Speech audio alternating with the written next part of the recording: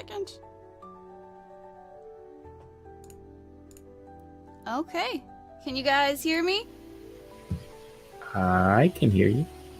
Oh, well, that's good that you can hear me, but can they hear me? I hope so. I feel like if I can hear you, then they may. Oh, Although I okay. can see They can you, hear me. I'm in a pitch black room and I can't see anything. Oh, I oops. just want to say that. Okay, I know what to do. Sorry, guys. I'm still learning the bugs here. I don't know why it keeps resetting. Hold on.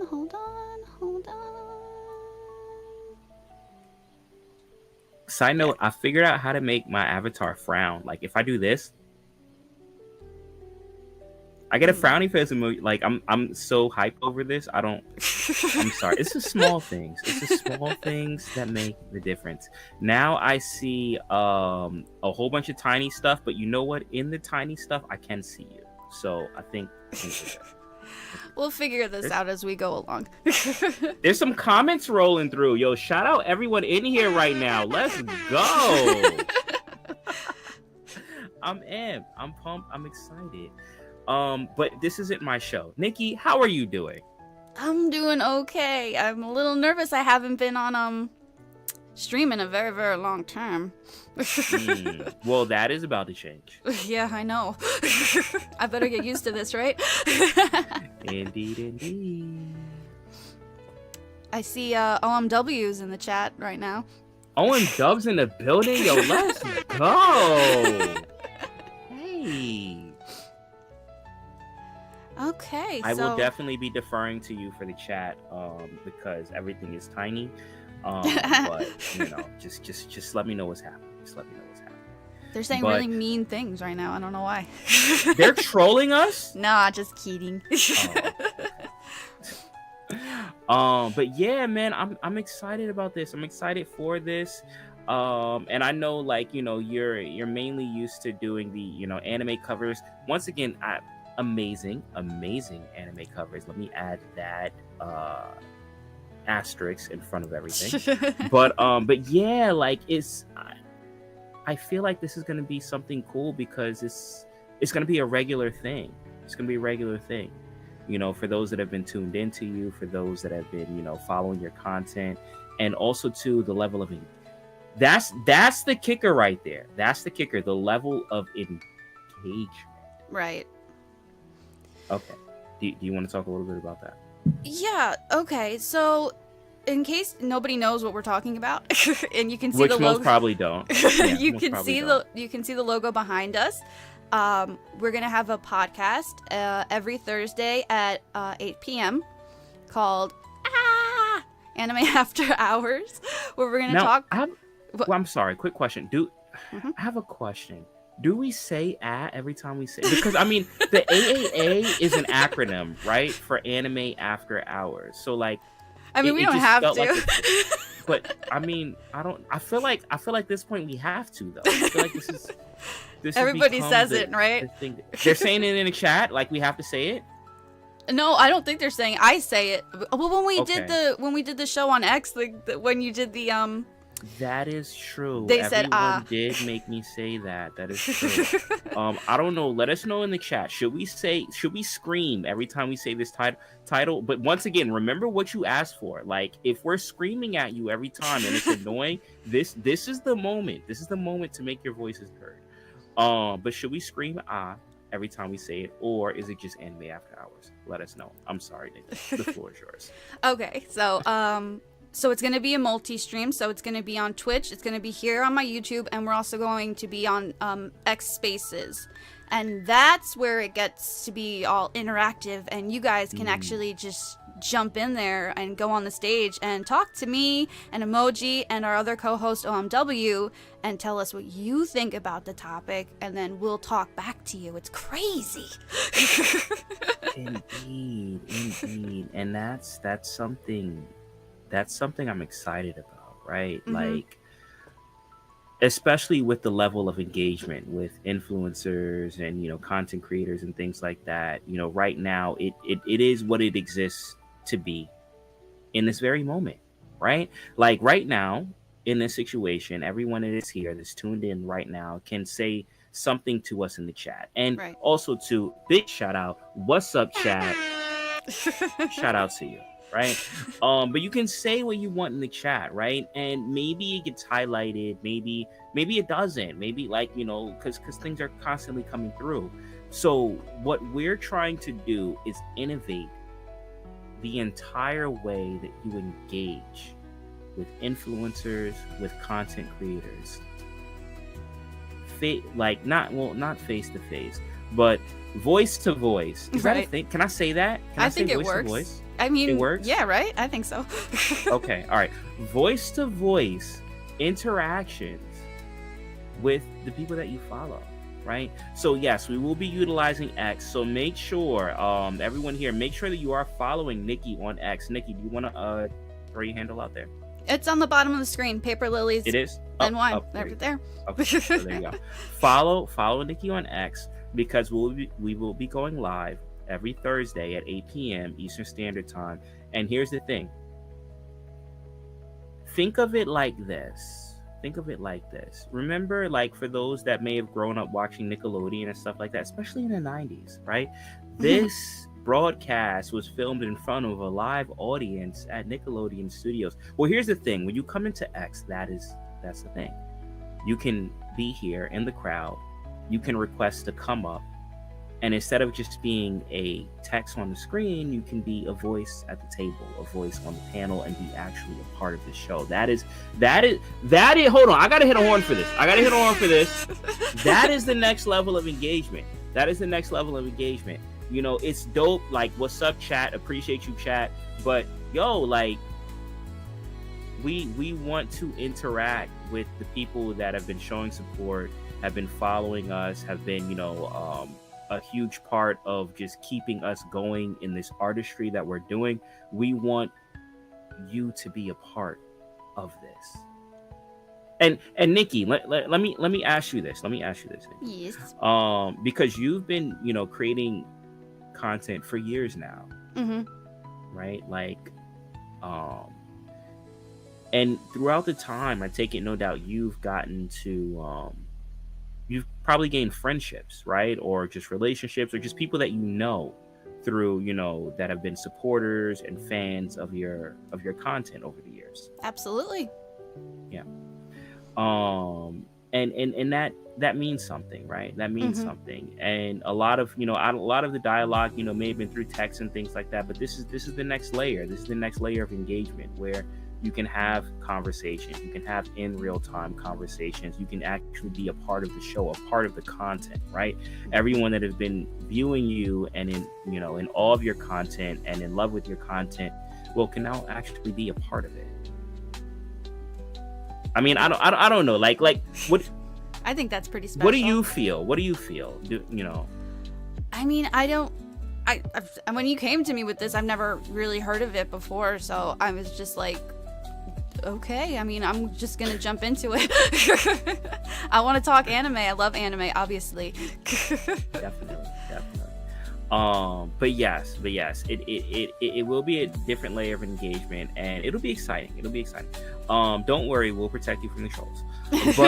But yes, the topic, anime after hours. And I was talking to you a little bit about this offline, right? As far as like, I've been waiting to get into anime for quite some time, and to dive into a literally fandom focused space on something that I love. And you are a huge fan of anime. I remember, from even you know what's funny? You were the one that got me to watch Full Metal Alchemist Brotherhood, like years ago. We've known each other a long time now. We have. We're old. We have.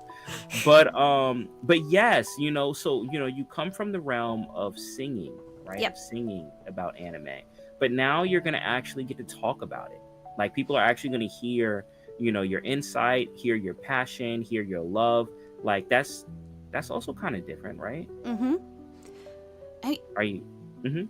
I just, because I'm so in the music all the time for anime, And I love manga. I read manga like almost every single day. I follow 3 different ones right now, and I read one-shots all the time, and I'm always just looking for new anime, but I never really, other than like maybe a couple of messages in my Discord, I never really talk about it very much. Even though it's such a big part of my life. I mean, I collect figures, I have volumes and volumes of manga in my bedroom, and you know, I just but it's not something that like I talk about a lot, like how we're going to talk about it, and I think that's kind of cool. Yeah, for sure. And you know, once again, you have a huge level of insight, and also too, like I'm excited about this because it will go beyond just the mainstream stuff, right? Like I know a lot of times when people think of anime, they think of, you know, the typical shonen genre and stuff like that, like the popular stuff, right? Right. Which is amazing. By the way, I did just watch My Hero Academia, the new movie, which was dope. It was fun. But yeah, like you also have a wide range of anime outside of just that one demographic. Oh yeah, absolutely. And you know, I remember talking with you, you know, before, as far as even you just breaking it down to me. You're like, yo, listen, like, there's more to life than shonen, right? You know, there's different types of anime. So, you know, I'm excited to kind of like go into that because, yeah, like it's like that's what I really want this conversation to be, like all things about, you know, as far as with culture and just, you know, yeah, just with fandom. That's what makes the world go round, and don't we, the fans? Indeed. Also, too, another part that I think would be fun about this, and I think we're on board on this. Oh, I think I know what you're gonna talk. Do you? Do you though? Maybe not. Okay. Another side thing that will be fun about this show is 5, 4, 3, 2,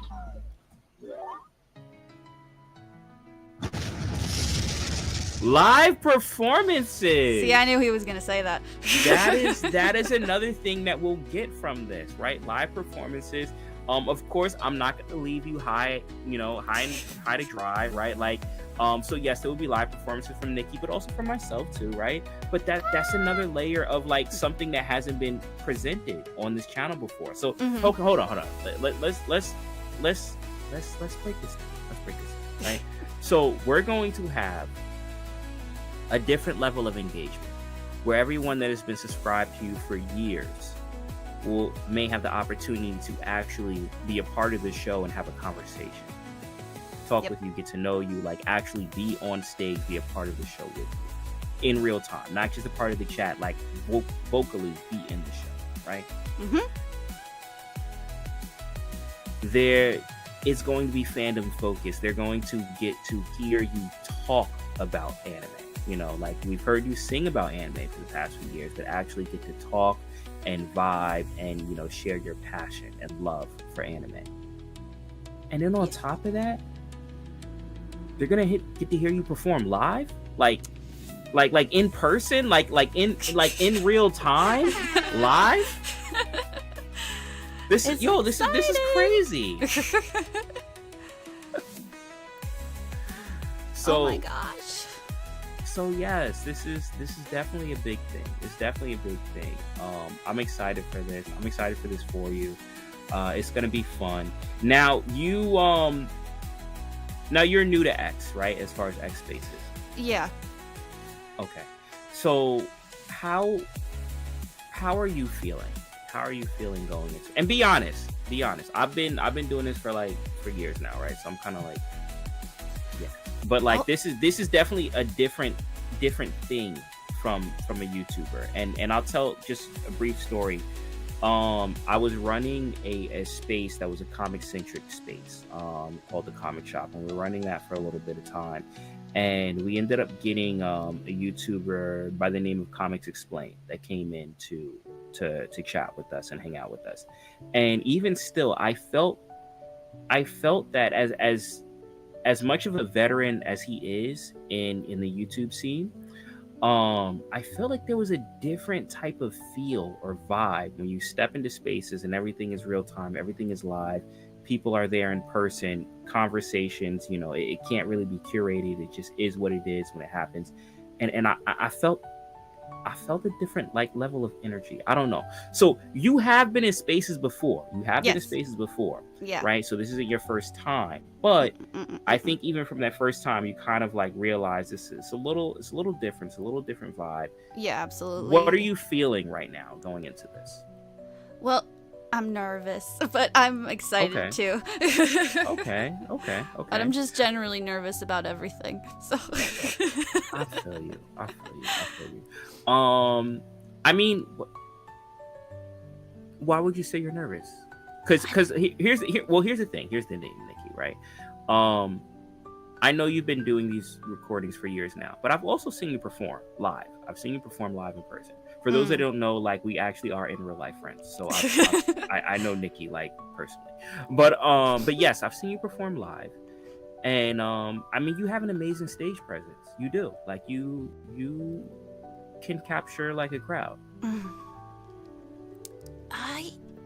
I know. I'm a shy person by nature, but I was always really comfortable in front of a crowd. I don't know. I feel like it's hard because I feel like part of me thinks like I'm still like I don't see anybody, and I feel like the judgment is harder. I don't know. It's weird.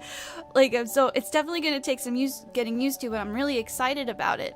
Even though I'm still kind of nervous to have these conversations, because I think once I get going on something that I'm really passionate about, it's gonna be crazy. I think so too. And it's funny because when we did have you as a guest, we had you as a guest on Back of the Class, and and going back to that, right? Like, once we like dived in and started talking about different things anime related. You know who I think you would like? John. Well, actually, you already met John, but also a huge like anime fan. But once we started diving in, and John started going into his like anime fandom and stuff like that, you can definitely see that those I guess the reservation started like loosening up. And but that's the thing, right? When it comes to talking about like things that you love, right, or things that you're passionate about, I feel like that's one of the biggest things that makes people feel comfortable. Right? Because like I say this all the time, but people don't believe me, but naturally, like, I am pretty shy. I am, like, if I'm in a situation where I don't know anyone there, or I don't know what's happening, or it's just like I don't know what's going on, I'm pretty reserved. I don't say much. But let someone come up to me and talk to me about something that I love, right? Like, let someone talk to me about anime or something like that. Like, I will open up. But that's the thing, right? I think that there's something to be said when it comes to connecting through passion, through similar interests, and through things that you love. Right. And it has a layer of opening someone up, but also making someone feel comfortable. So, I mean, that's the goal, right? That's the goal especially with connecting you with, with your followers and people that have been following you over the years, is to kind of like open up those bridges, right? And make people feel comfortable, connecting with you, and also you in turn, like, also connecting with your audience, right? Absolutely. So, I'm excited. I don't know if they're saying anything in the chat. I can't see it because it's very tiny. Okay, let's see. What do we got here? Izzy MC85 said FMA is awesome, which it is. Yes, it is. Yes, it is. And that they should get back into That's still your favorite anime, right? Fullmetal Alchemist Brotherhood is my favorite anime. Yeah, not the first one. See? I know. Yo, I know these things. And Mustang is your favorite character. No. That was Lily's. My favorite's Ed. Yeah. Your favorite is Ed. Okay. Yeah, she liked Mustang. She that did was like her favorite. Mustang. Yeah. Although he did have like the craziest scene, but yes. Yeah, I just like Edward Elric. He's my favorite character. I feel you. Let me see what else. Izzy also asked if I ever performed live at an anime con. No, but that would be really cool if we could get this show real popular. I'd love to get invited to one. That'd be really cool. Well, I'll tell you what. It might not be out of the realm of things, because I know, and I don't want to give a shout out to our affiliates VeVe, because they do appear at all major cons, right? So they are, they do have a booth presence at San Diego Comic-Con. They do have a booth presence at New York Comic-Con, Designer Con for like indie artists, and as they broaden out to more Eastern IP, then maybe we may start seeing them at more anime conventions. And that would be pretty cool, guys. That would be a cool like little. Let's put a pin in this. I was just thinking about it. I was like, it'd be really cool to have my own panel at an anime convention. Mm-hmm. It would. So I mean, we'll see where this goes. What else are they saying in the chat? Since I can't see. Okay, let's see. We also have you should scream, don't scream. It would probably get old after a while. Screaming at the start. Don't scream? We have different screaming at the start, not every time, not a full throat scream. And then like what type of? So we have different opinions. Okay. Well, if we were to scream, what type of scream were you thinking of doing? Well, I can do what I was thinking of doing for the scream, but I want to hear what were you thinking of doing, and then I'll do what I'll think. Just like a silly, like ah or something. But maybe only at the beginning of the show. Maybe if we say it more than once, then that would just be ridiculous. If we do it every time we say the title, it might be a bit cringe. But I was like, because I'm feeling like the has to be like at a different level, right? It has to be a different level. Yeah. So like I'm thinking of like falsettoing it. I'm thinking of falsettoing the and be like anime after hours. Like is that okay? Or is that would that you think that would scare people? Would that scare people? We would have to work on the freaking levels, because I think you just blew my ears out. I did. I'm sorry, anyone that messed up the volume. My apologies. I didn't know. Yeah, but sorry. that would be pretty funny. Okay. We will work on it. What else are they saying in the chat? Let me see. That's pretty much it. Mm-hmm. It's kind of slow, but it's okay. Okay. Yo, chat, let me know if I should do that or not. The that you just heard right now, let me know if that is the golden one. If it is, then I will do it. If it's not, let me know and I will bury it and leave it to rest. But yeah. So I think that this might be something interesting. I do. Mm-hmm. I think that this might be, and what's funny? Can I? Oh, hold on, real quick. Just side note. Actually, I can say this. I'm not going to divulge anything personal, right? But we went to college together, right? Mm-hmm. We went to college together, and one thing that I thought was always amazing when it came to like, especially when it comes to performing arts and musicians and things like that, is that genuine passion, that love, where you can kind of like just sit with people and just vibe, right? And you probably remember this, right? Like in the recital hall, right? Yeah. And people would just be chilling there, right? And they had the piano and they had the drum set and stuff like that. And people, like, someone may just get on the piano and start playing. When I say someone, a lot of times, sometimes it was me. But like someone would just be getting on the piano and start playing, and then someone get on the drums and they just start drumming, and then someone take out their guitar and just start like playing guitar, and literally right there in the entire moment, you're just vibing, right? Mm-hmm. And that comes from a connection of something that you love, right? And the same thing happens when you talk about the things that you love, right? So so and I know I mentioned this before, but that's why I think that this is going to be something very, very significant, because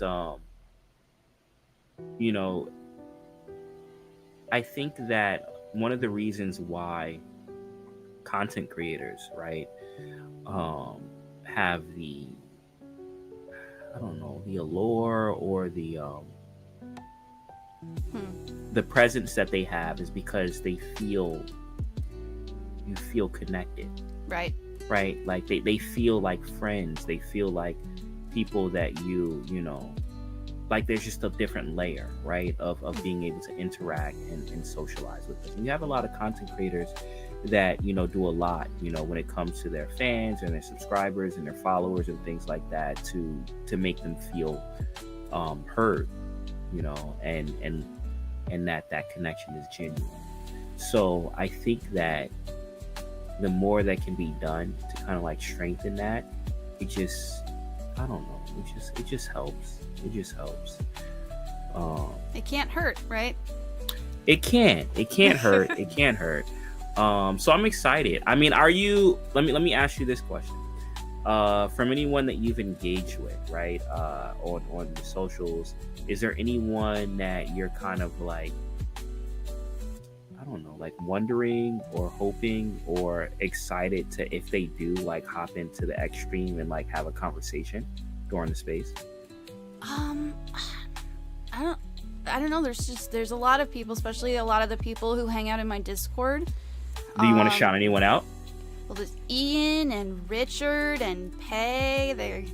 Let me see who else is in there. Quite a bit. Panther Thief. All these people that are always in the Discord so much, and they put so much life into it, and they're always talking about their own interests and things like that. And I really appreciate how much they've kind of become friends because they were in my Discord. I see them like talk to each other and stuff like that, and I think it's so cool. And they have all these conversations about like their computers and, you know, stressing about work and things like that, and talking to each other like that. And I just think it's pretty cool that they were able to do that because of some random girl who sings anime covers on YouTube, you know? Well, I mean, there you have it. You heard it here first. So Nicki has already shouted out people that she would want to definitely come up and join in on the conversation. Now, on the conversation topics, right? I guess we could talk about what the first episode is going to be about, right? Yeah, absolutely. It's going to be next week, so... Which is going to be next week. Also, too, for everyone here, we are going to be in the VeVe Discord. For those that want to stop through, we're going to have like kind of like a meet and greet session with Nicki in the VeVe Discord. So if you go to VeVe.me, or I don't know if you have your link up. I do. I have the affiliate link in the... Okay, there you go. So just use the affiliate link there. You can join, but that'll also give you access to the website, and you can join their Discord.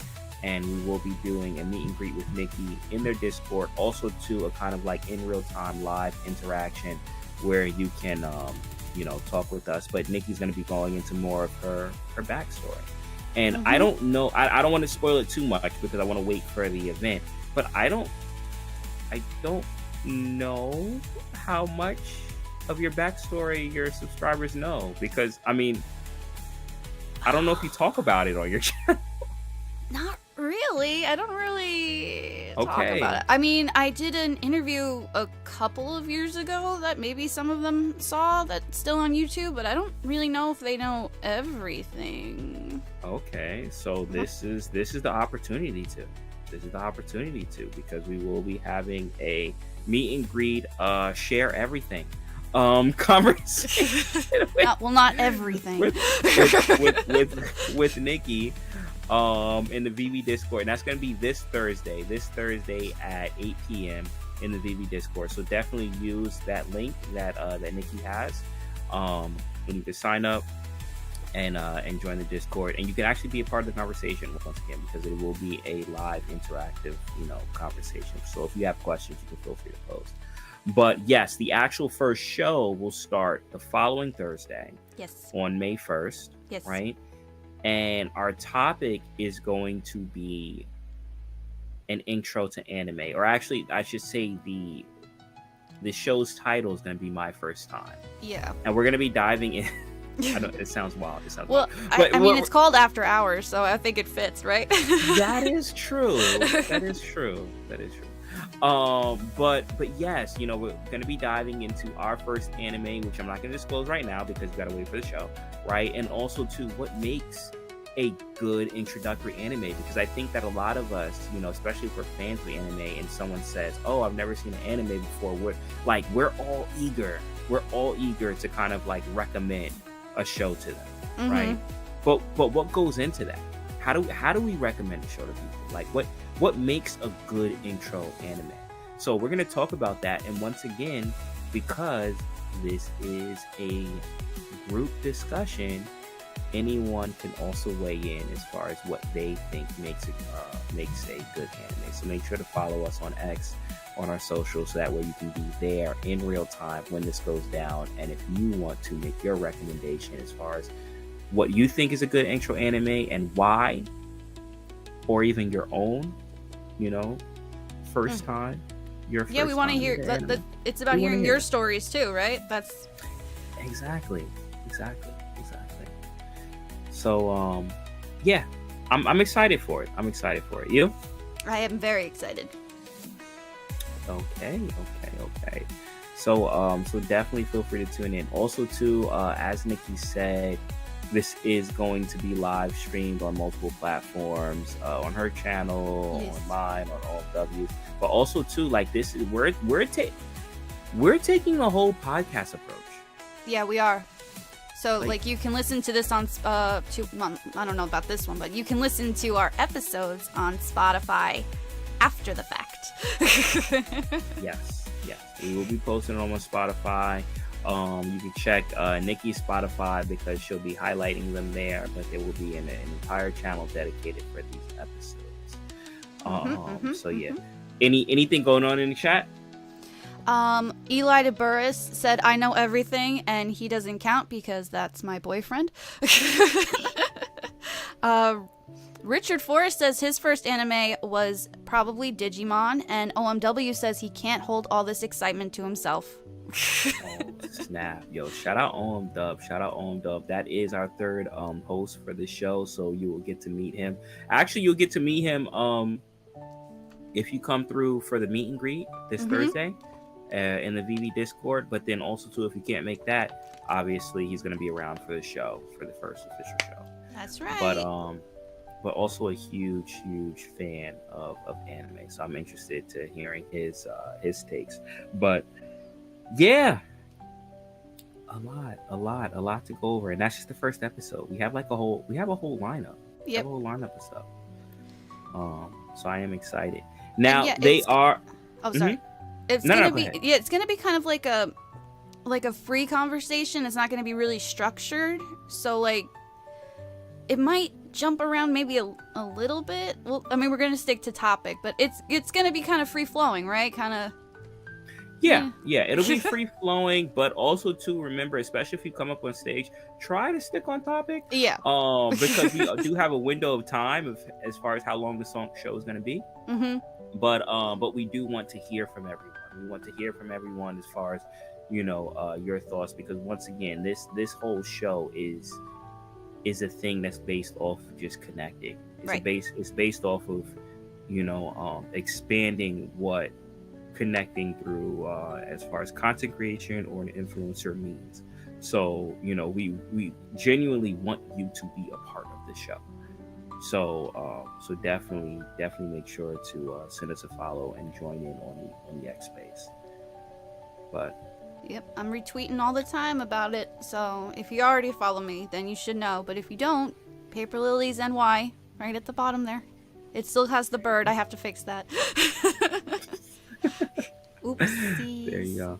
This has been fun. I mean, this has been interesting as far as just where this goes, and I'm kind of low key hoping that, because when it comes to like X spaces, I think it's interesting as far as the ability to talk with a group of people like on a panel, but also too like it's still very new, right? Yeah, it is. It's very new, and I think that just on that side of things, this is going to be very refreshing as far as just fandom content, fandom focused, just love and conversation going on. So I'm excited for that part of things too. I really am. So Because I don't. Oh, you said mostly the things on X Spaces right now are like business related, right? yeah, it's very business related. It's very financial, which is cool, right? It's fun, right? I mean, well, Well, I don't know about fun. it's yeah, it's a thing. It's a thing. But yeah, there's not too much stuff going on when it comes to entertainment or when it comes to fandom. There are different spaces that go on and stuff like that, but they're very niche. And what I mean niche is just kind of like, it's a small number, but you have a lot of diehard people that are there, that do actually right now. I have to give a shout out to a friend of mine, Mahalo, because he's running a comic book space right now, just going over comic books, because typically comic books do drop in your local comic book stores on Wednesdays. So he has a space where he talks about like just the different variants that drop and the artists and stuff like that. Like amazing insight. But once again, even with all that insight and all that wisdom, it's still very it's still very niche, just because I think the space is still growing. So I would like for more type of entertainment and more type of fandom stuff to kind of like enter into this avenue, because I think it is a dope medium of connecting, of connecting with people. And also too, I wanted to say, Nikki, I outside of just us talking about it, and also subscribers and fans talking about it, I also do plan on hoping to get some artists. Oh right, yes, you did mention that. Yeah, we want to do interviews. We want to do interviews with artists. We want to do interviews, and that's another layer of things when it comes to this content, right? Because a lot of times you may listen to your favorite podcast, and let's say they have a guest that is someone that is maybe a high profile guest. Maybe they're a singer, maybe they're a comedian, maybe, I don't know, maybe they're Kevin Hart, maybe they are Rihanna or whatever, right? Like, you're listening into it, but as a listener, you can't engage, right? Like, you can't sit at the table and pose questions. And that's the idea of kind of like this medium. It's a medium where you can listen, but then you can also jump in. So we are in talks with getting artists. We are in talks of getting different high profile people in when it comes to creation in the space, whether it be anime or manga. So we are trying to get that done. K-pop. So I really want this to be a different medium where people, especially subscribers and fans, can have conversations that they would never have in their real life, right? Like, because they would never run into these people, right? Like, right. being able to talk to them.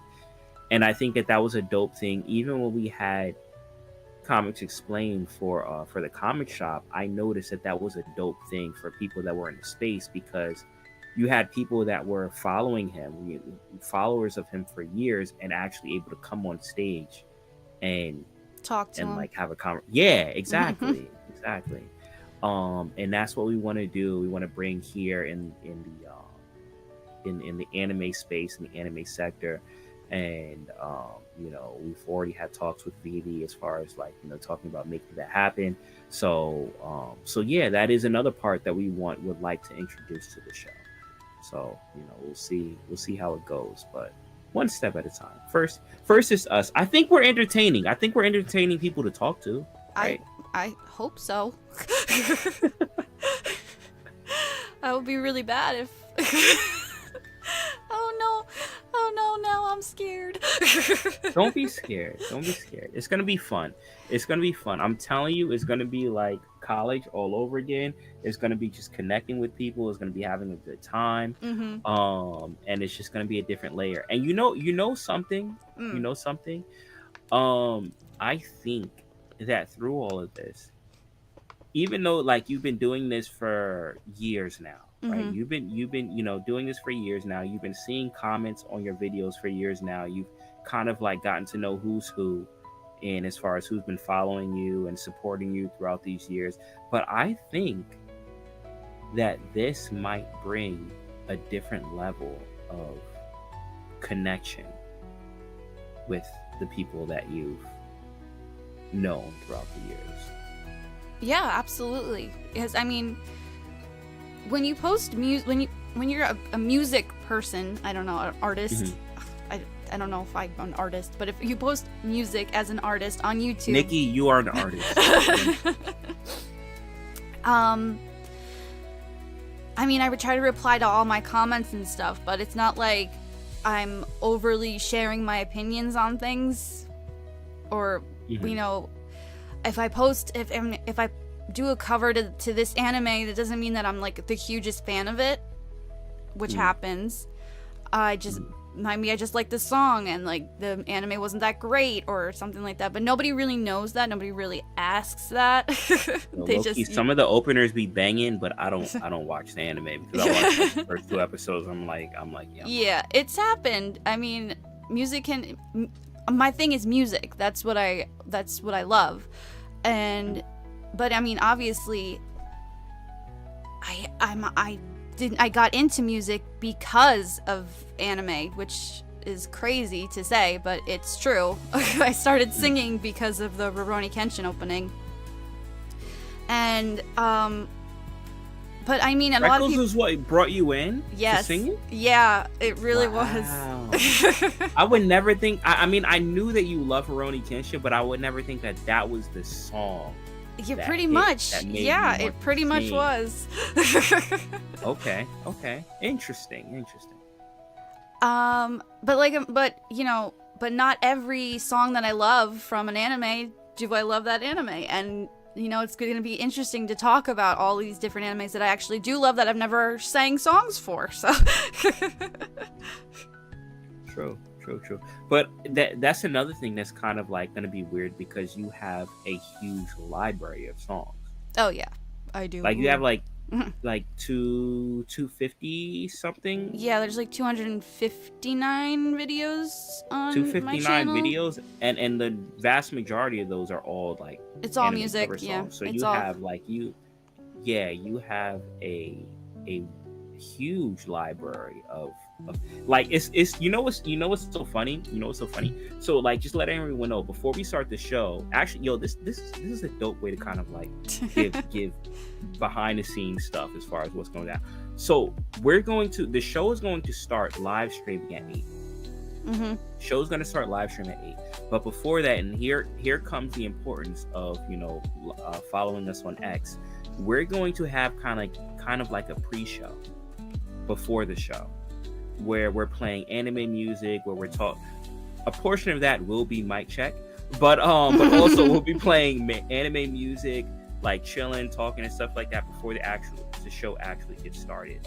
So a lot of the songs that I'm gonna like be looking at as far as, well, how do I kick this off? Like, what type of vibe do I want to kick this off to get the party started? I'm honestly gonna be going to your channel. I'm gonna be looking at as far as, well, what did Nicki cover, and how could I match these together to put like a little 3-song playlist to get this started. But yeah, no, like you have a huge library.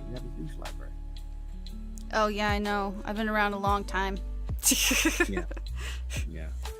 Also too, I want to say in regards to that, because I forgot to mention this before, there is a, what's the word that I'm thinking of? On the tip of your tongue. You know what? I'm just opportunity. It wasn't it, but you know what? Let's run with it. There is an advantage or opportunity in punctuality. There is an advantage or opportunity in punctuality, and Right. How many do we have on the stream so far? We have 10 people watching right now. Oh, we got 10. Okay. Mhm. All right. There is an advantage in punctuality, and what I want to say is this, right? Like, definitely, this is going to be live streamed. This is going to be on her channel, on my channel, on different sources. But if you are there during the X stream, when we kick things off, right? Like before 8, when we kick things off, which is once again a good thing to follow. Make sure you're following Nicki on X, because we will post as far as when the X stream will go live. Shout out to our affiliates. There will be giveaways. There will be giveaways for every single show. Every single show. Presents. There will be presents. I like that. There will be presents. There will be presents for every single show. Yes. To show support and to love and to show love for everyone that's rocking with us, and everyone that's there.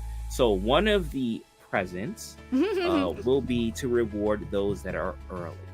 And there will be a giveaway specifically for people that are there before the live stream starts.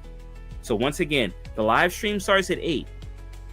Before that, we are opening up this space to chill, to hang out, to play some music, just vibe. There will be a giveaway from that period until the live stream starts. Or, you can enter into the giveaway from that period to that period. So make sure, once again, I want to say, make sure that you are following Nicki on her socials on X, so you know when the space starts, so you can be a part of that giveaway. Then,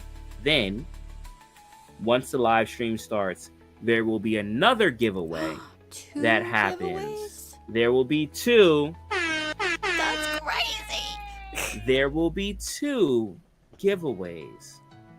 And the second giveaway will happen during the live stream. So once again, there will be one giveaway that happens for those that are early, that are there early, in the space early, and following the rules of what happens during the space. You got to be in the space to find out. And then there will be another giveaway during the actual show. So 2 giveaways every week, to once again reward and look after those that have been following us, that have been following Nicki for these years, and appreciation for the support. And definitely, once again, shout out to our affiliates, VeVe Digital Collectibles, who will be providing the giveaway. So Yay, yeah. baby. But yeah, so I'm excited. I think it's gonna be dope. I think it's gonna be fun. I think it's definitely gonna be a vibe. And I'm looking forward to it. I mean, how are you feeling now? How are you feeling? I'm feeling a little better. I'm getting used to being on stream again and talking into a mic. I'm used to singing into a mic, not talking into one. I feel you. When's the last time you've been streaming? Because I know you were streaming games and stuff like that. When's the last time you were streaming? It was a couple years ago. I stopped because I realized I can't play first-person games because they give me motion sickness, and that was kind of a bummer. Oh, snap. I didn't know that was a thing. Yep, it is. I cannot play first-person games. I get very, very sick. What first-person game were you playing? It was a horror game, which sucks because I love horror so much, and I got really sick after I played it.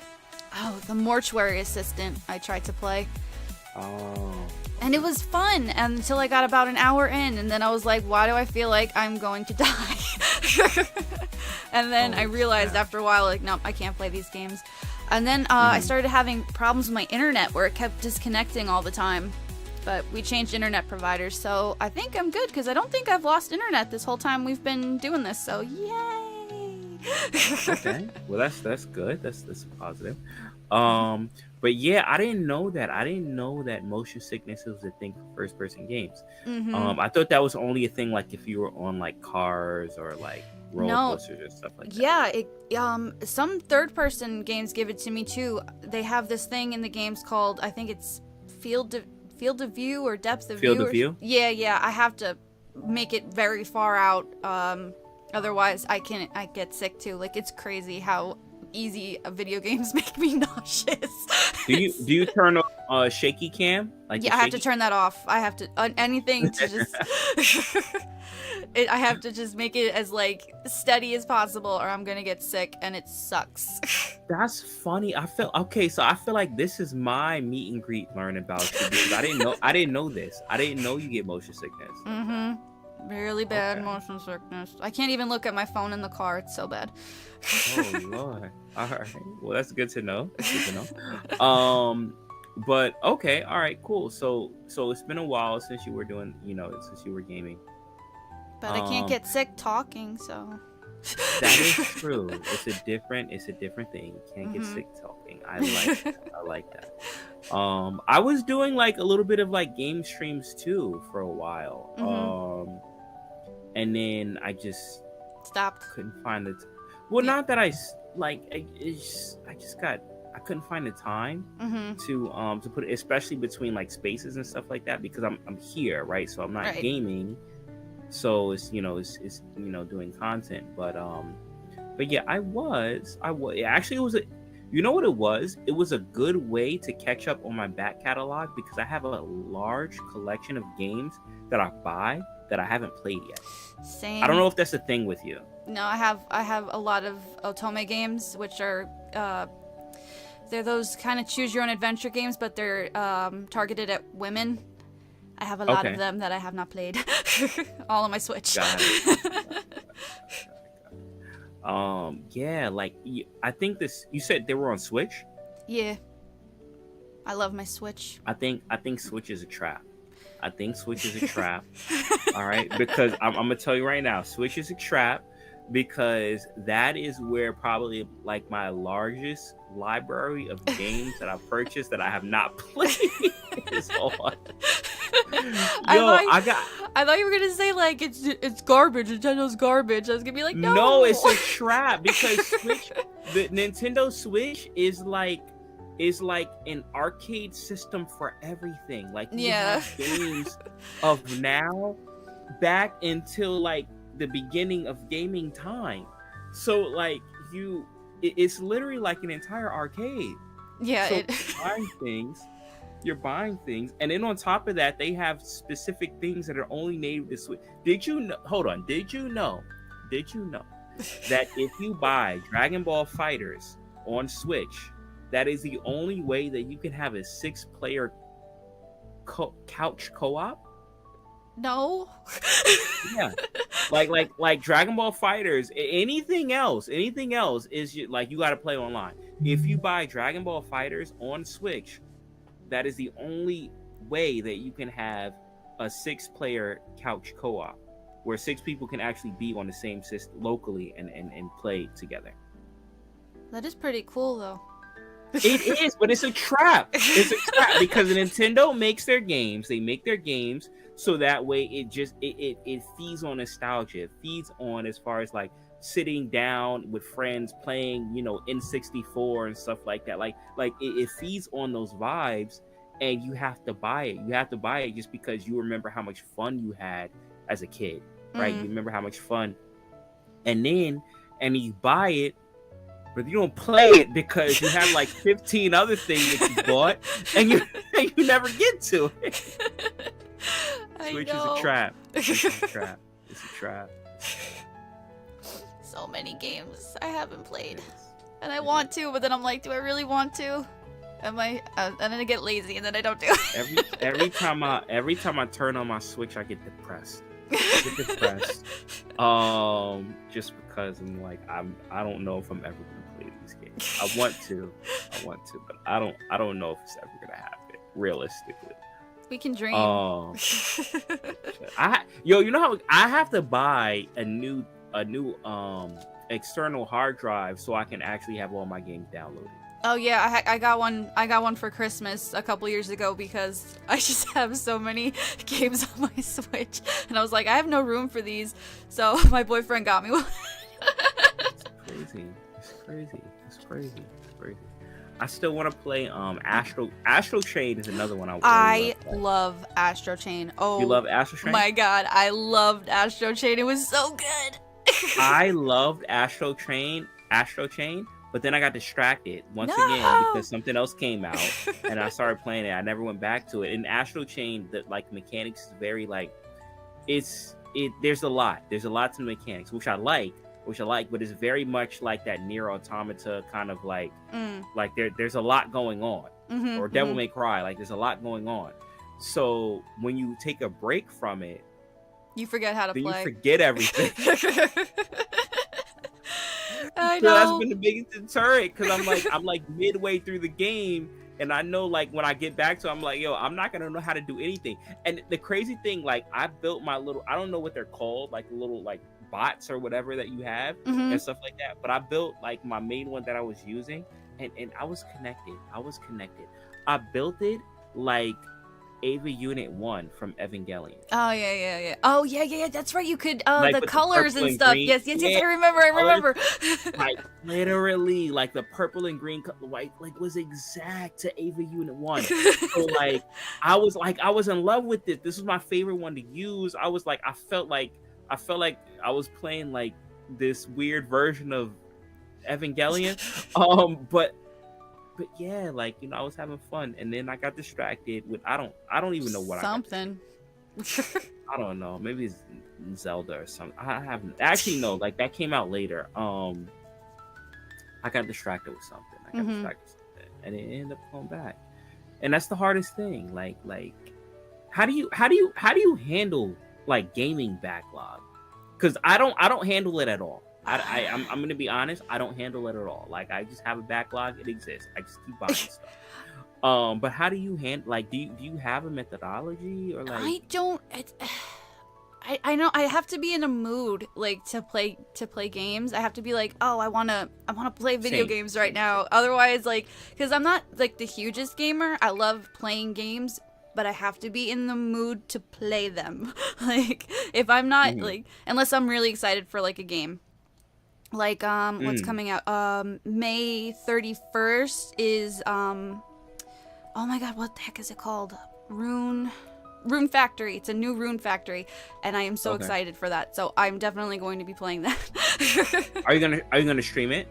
I can't stream from well, actually I think you can buy it maybe if people are interested in me streaming Rune Factory.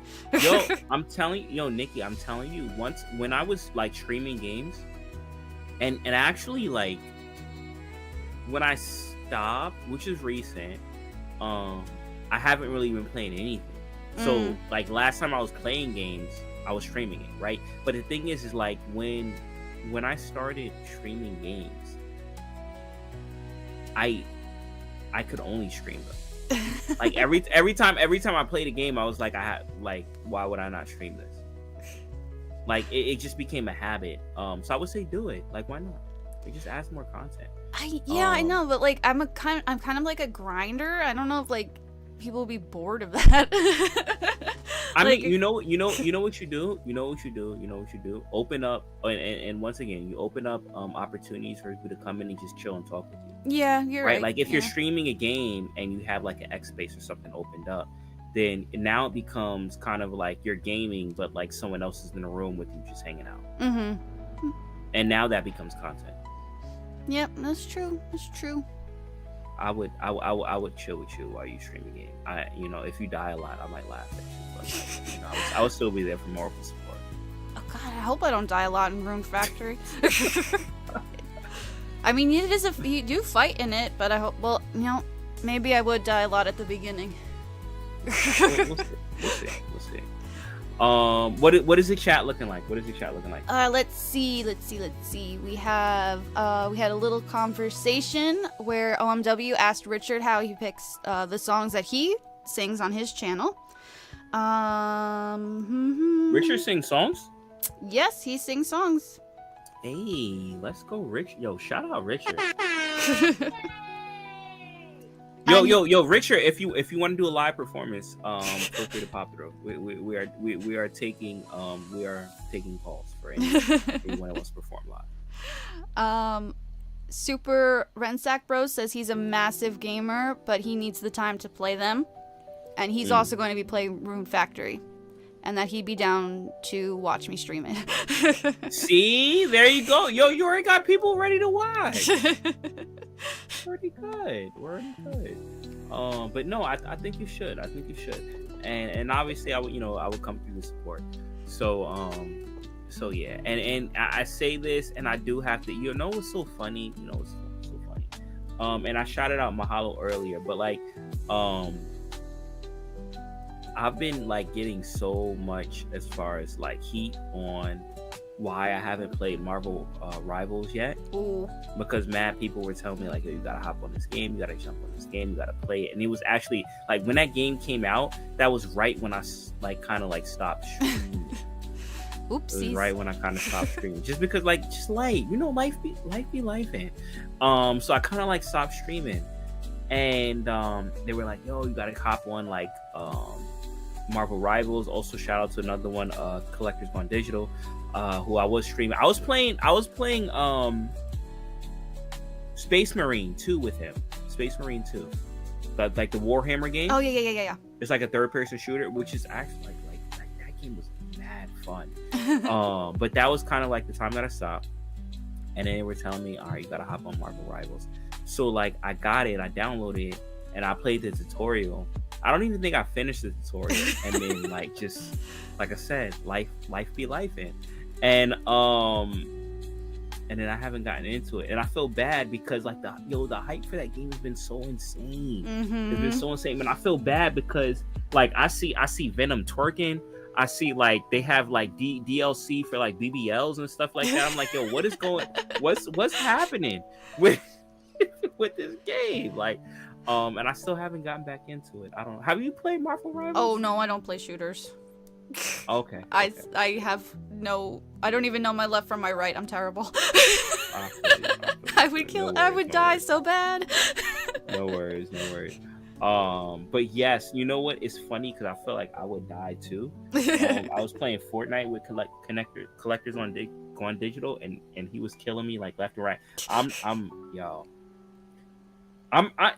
I'm really good at Dragon Ball Fighters. Let me say this. Okay, I'm really I promise you, I'm really good at Dragon Ball Fighters.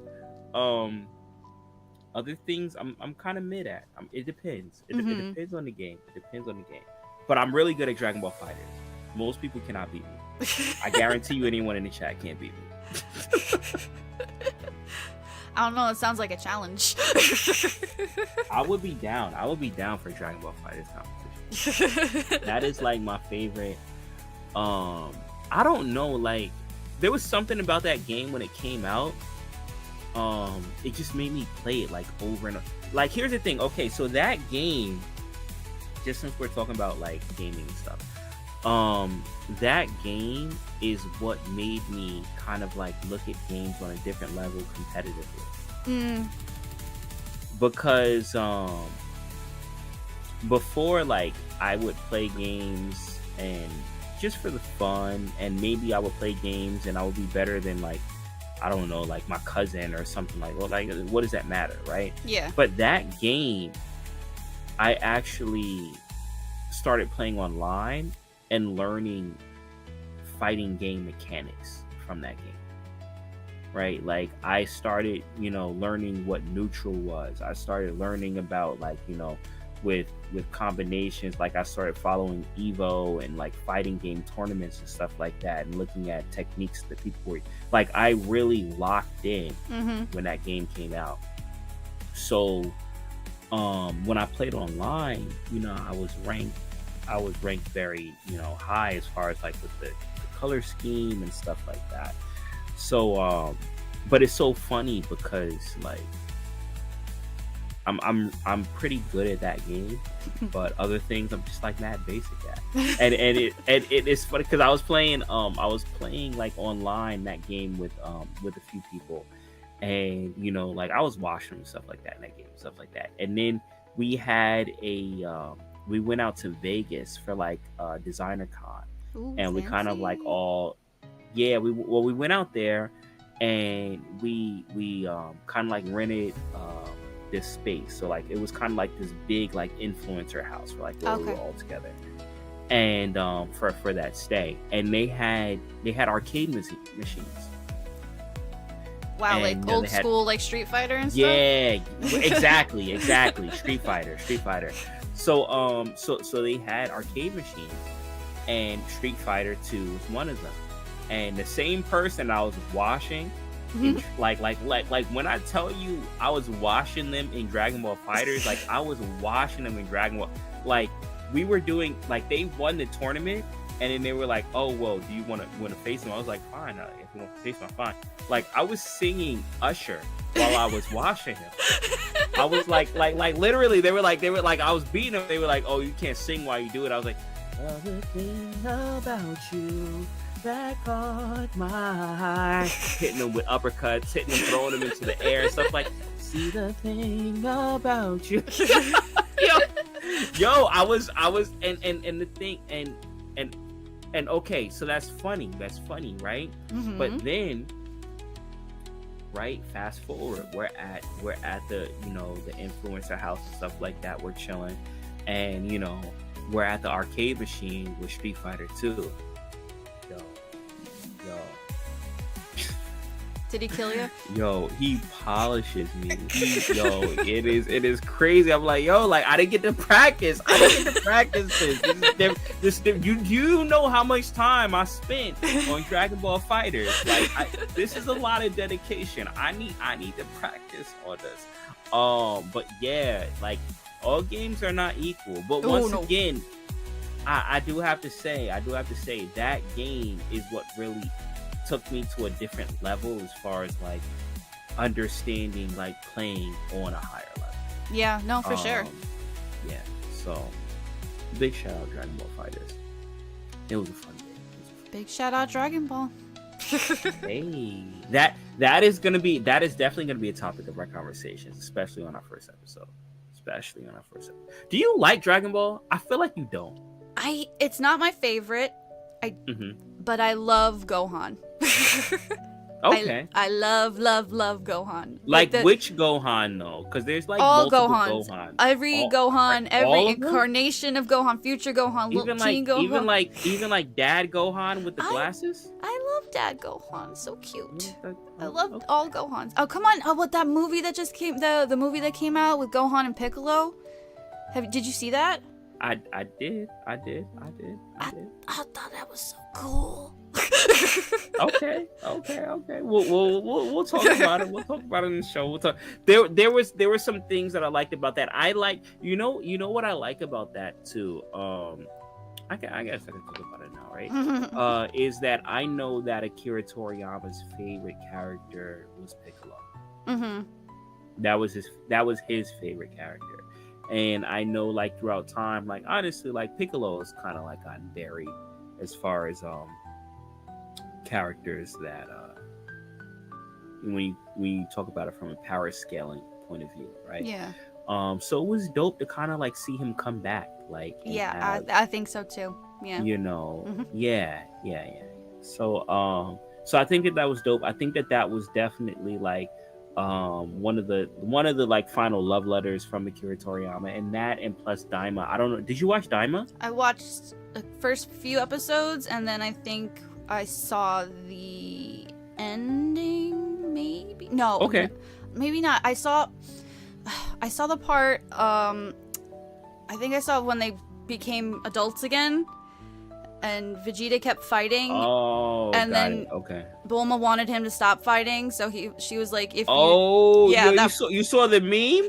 Yeah, you saw the meme that was all on the timeline? Yep. That man really loves his wife. Okay. I mean, hey, it's Bulma. I get it. But yeah.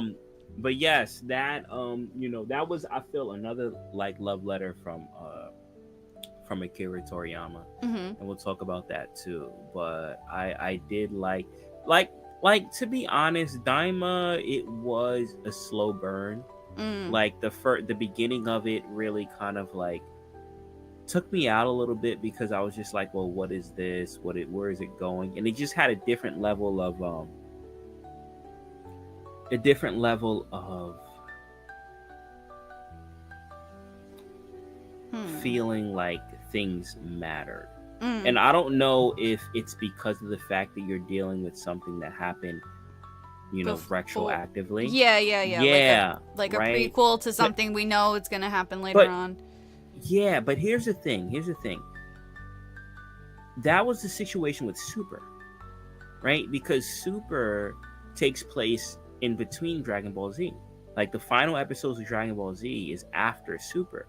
So you know that anything that happens in Super, everything is going to be okay.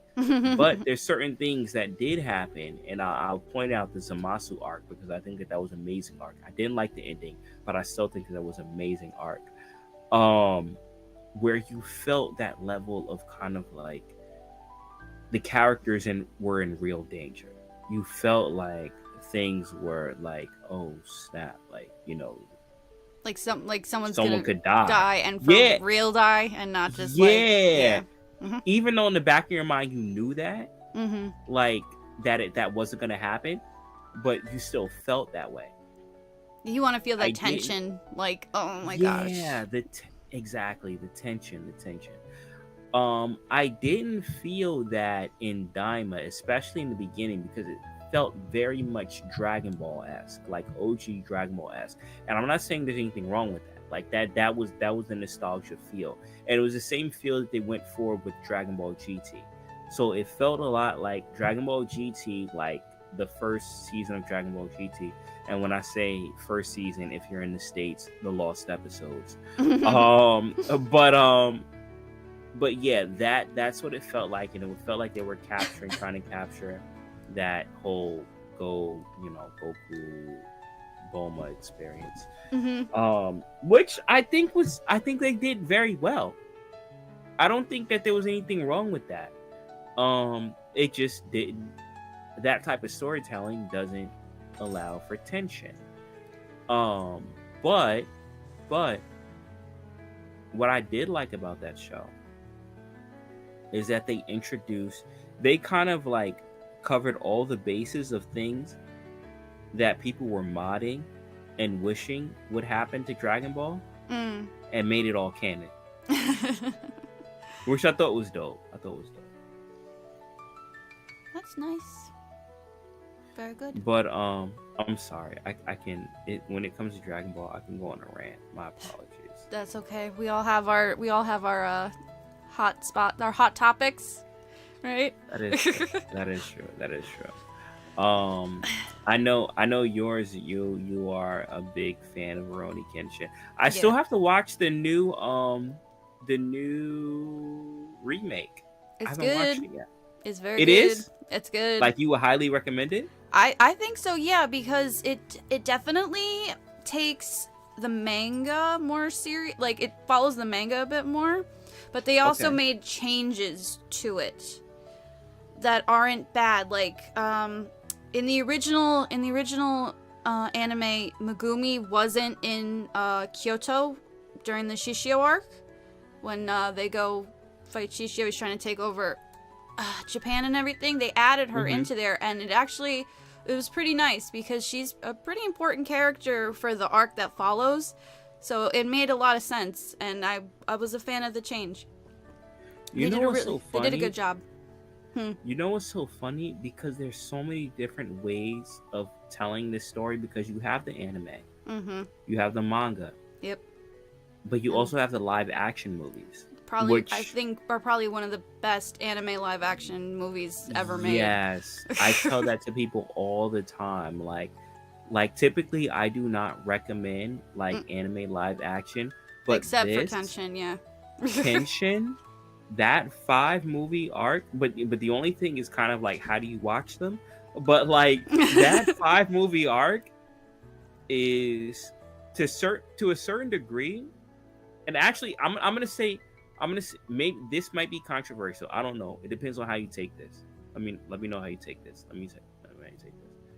To a certain degree, I feel I would recommend someone watch those 5 movies before I would recommend them watch the anime, the OG anime. Yes, and the only reason I would agree with you is because they touch You on... agree with me? Yes. I gotta hit a yay on this. Hold up. Okay. The one reason I would agree with that is because they touch on the Jinshu arc, which is the one with Enishi who kidnaps Karu. I mean, the manga's been out for 30 years. It's not a spoiler anymore. Which they never did in the original anime, and I think that's a huge, important part of the whole story.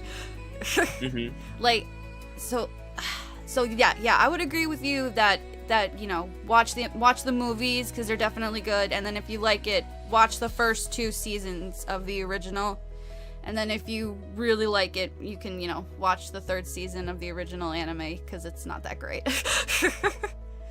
Yeah, honestly, I would say don't worry about the 3rd season. Yeah, you don't really have to. It's because it's all filler. It's all filler. Yep, it's all filler. What sucks is that if you watch I would say watch Trust and Betrayal and Reflection. Yeah, I mean, if you want to be depressed, watch Reflection, but...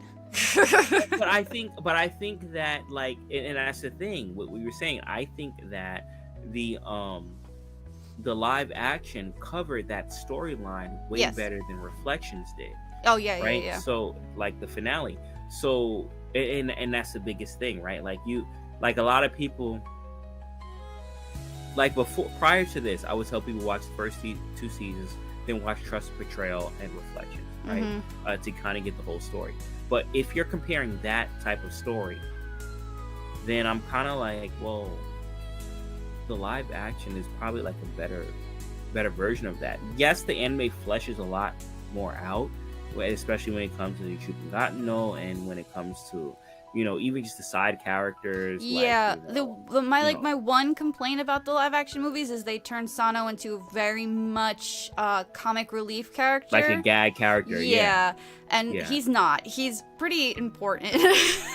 and serious and very serious. Yeah, like he's a serious character. He's not just like he's funny, but he also has some like really heart-wrenching storylines, and so that was like my one, like, if I had to critique them, but other than that, they're really very good.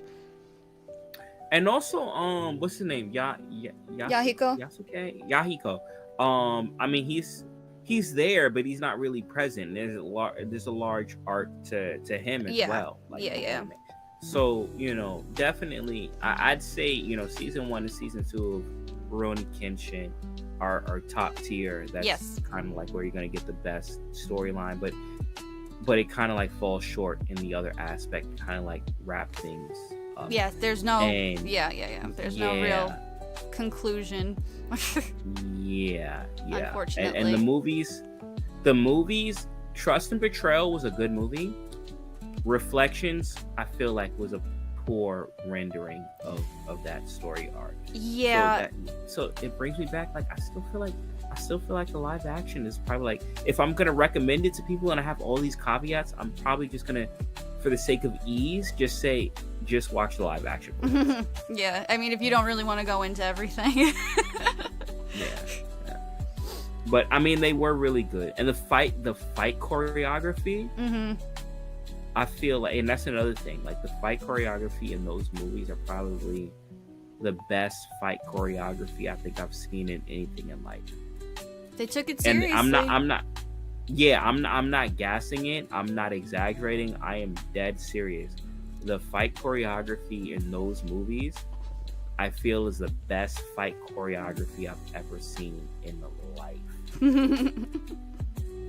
So, yes, once again, if you haven't done so, watch those Rurouni Kenshin movies. They're on Netflix. It's easy. It's very accessible. The only thing that's confusing is the titles. The beginning, the movie that is titled The Beginning is the 4th movie. They're gonna watch Origins, Kyoto, Inferno, Legends End, then The Beginning, and then what is the last one? The finale or whatever it's called, the end, or something like that. Yeah. I think it's the end. Yeah. Ideally, I would say watch The Beginning in the middle of the finale, but I would have to tell you where to watch it. Unless we're doing a group watch and we're watching together, you're not going to get that. So once again, Beginning, watch the 4th movie. 4th movie is The Beginning. Mm, All right. I'm sorry. I had to talk to. it's okay. That's what the show's supposed to be about, isn't it? I'm passionate. I'm passionate. I am. This is like I've been excited for this. I have. What is it? Are they saying anything in chat? What is the chat looking like? Nothing really right now. Okay. It's just I think people just listening. I feel you. Well, once again, shout out to everyone in the chat. What's up? Feel free to tell us your favorite animes. We would like to hear that. Maybe we can kind of like make that a topic of discussion during our first episode when we talk about first times. But yeah. Hootie says hello, and Izzy is just vibing, and Richard was playing a VR game while listening to us. Hey, shout out to VR. I feel like I've been seeing a lot of people on my feed going to. Have you been in a VR chat before? No. Okay. I mean, you don't have to have VR to go in a VR chat because you can go in through like your computer, and it's free. But it's kind of like this whole like, I don't know, like MMO multiplayer thing where I know what it is, but I've never done it before. I haven't either, but I know a lot of people that do it instead of like karaoke stuff. But that's what it reminded me of. But I do at some point do want to get a VR setup, but I want to get like a well, I know that 50 series GPU is out. Before, I just wanted to get a 4090. Let me explain. So ideally what I want to do is I want to run the Cyberpunk, the Luke Ross mod on VR. So I want the setup to do that, and that's kind of like what I've been waiting to do. But I really want to play Cyberpunk in VR. I feel like it might give you motion sickness. Yeah, I was just thinking about that. It might give you motion sickness. But yeah, it looks so. Have you seen like the walkthroughs and stuff like that with the mod? I don't know. My brother is obsessed with Cyberpunk right now, so he plays it like Really? he plays it like every night. And you have to tell him to get it played in VR. Yeah, he just upgraded his graphics card too, so like he's playing it at the highest quality possibly freaking can. What is he playing? Do you know what he's playing on? I don't know what he got, but I know that it wasn't like one of them. The new one that just came out just kept selling out, and I know the 50 series just came out. If we're talking about Nvidia, it's Nvidia. Yeah. Okay. So it might be something like that. I don't remember, but he was very excited about his new graphics card, and so he could play Cyberpunk. He loves Cyberpunk. He's got like 50 mods on it. It's like a whole like world experience, and that's the thing, because I played Cyberpunk.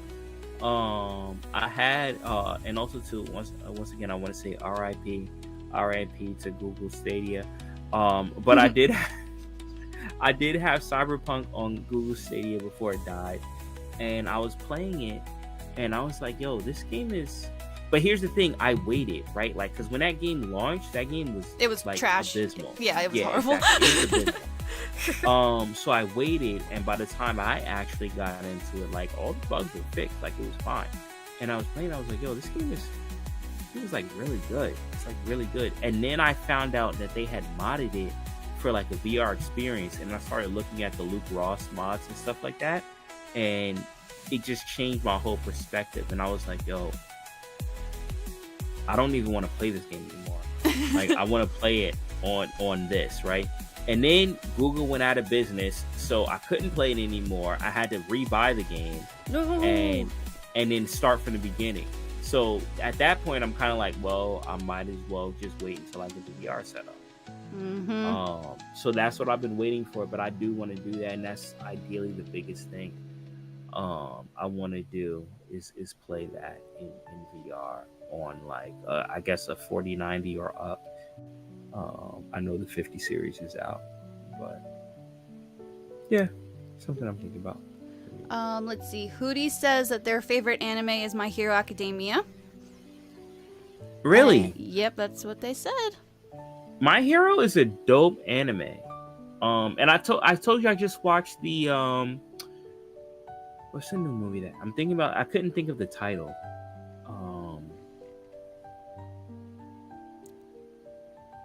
Whatever the title of the new movie that came out with Dark All Might. But I just watched that today actually, and I will say the animation on that was ridiculous. In a good way or a bad way? In a good way. Oh, in a yay! very good way. The animation on that was definitely ridiculous in a good way. That, you know what? Actually, while I'm talking to you about this, I'm thinking about like other topics that I would want to cover, and maybe we could talk about animation studios. Oh yeah, like Kyoto Animation. They're the big fire that they had. That's the first one that popped into my head. Oh, Mappa. That's a big one. Yeah. Ufotable, A1. Like, there's a lot of, studios that are killing it. Also, there's a lot of controversy behind it too. Yeah. But yeah, I think that would make a good episode. I think so too. I'm gonna pin that down. Yo, actually, chat. Yo, everyone is in the chat. We do have a lineup of episodes, but once again, this is an interactive show, right? This is an interactive podcast. This is the thing where you as an audience can kind of dictate on how this goes.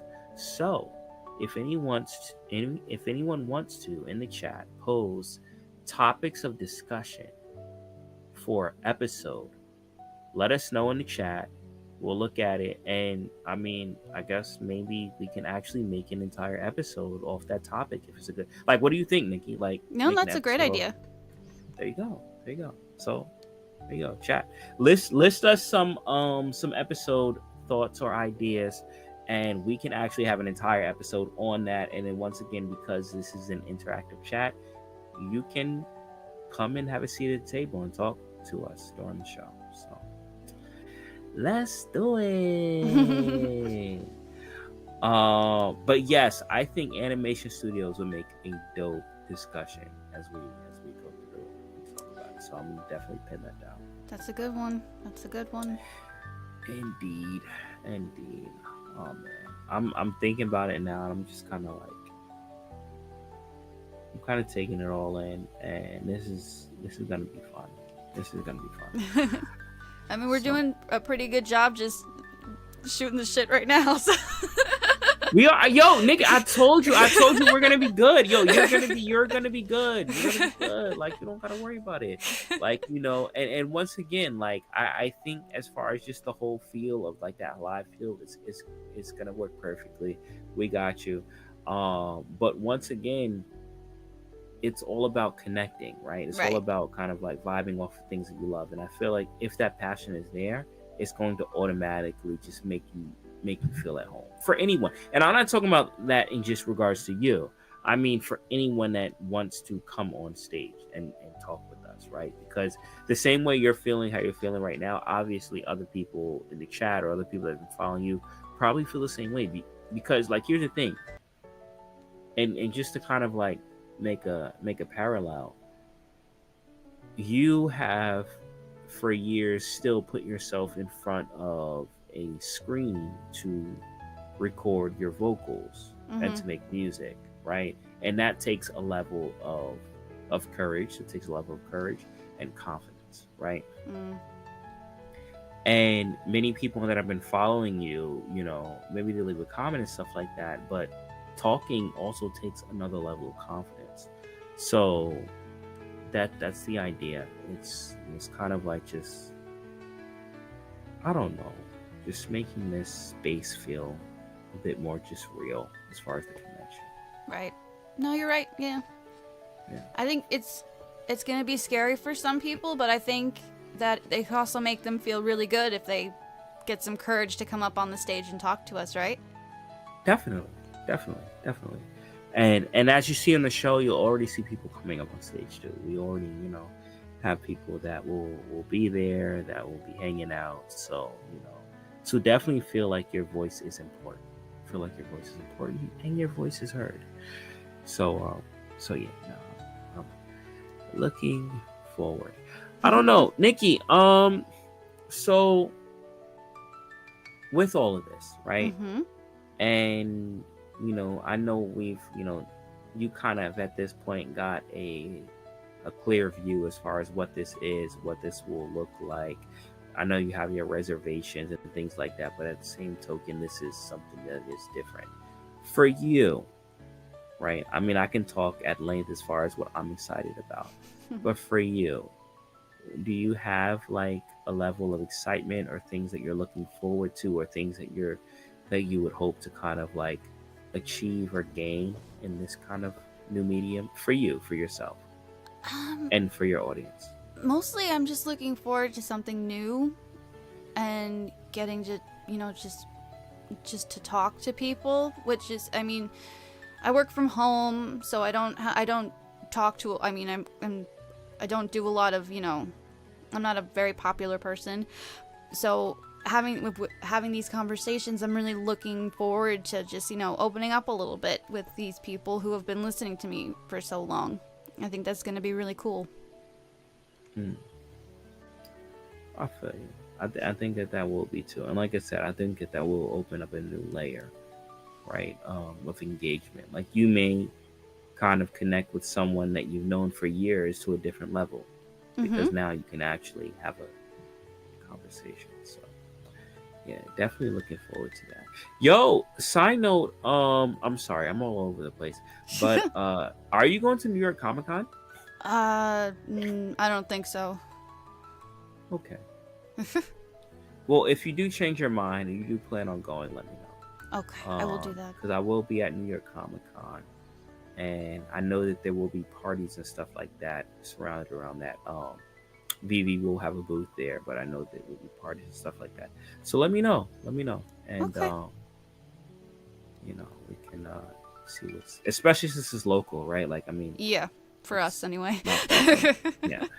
So I'm telling you, for like the longest, that was the okay. So look, so like New York Comic Con was the only one that I would go to, because there wasn't much travel for me. Like it's like 15 minutes. Like I park in Weehawken, take the ferry, and I'm literally right there in front of the Javits Center. Yep, that's what we do. Yeah. So like, it was the easiest thing to do, but like I never really traveled before. So going to Designer Con when I went out to Vegas in November. Yeah, it was November. And I went out, and that was my first time actually traveling west. So before that, I had never been further west than Pennsylvania. Wow. I don't know. Yeah. I'm the same. It's okay.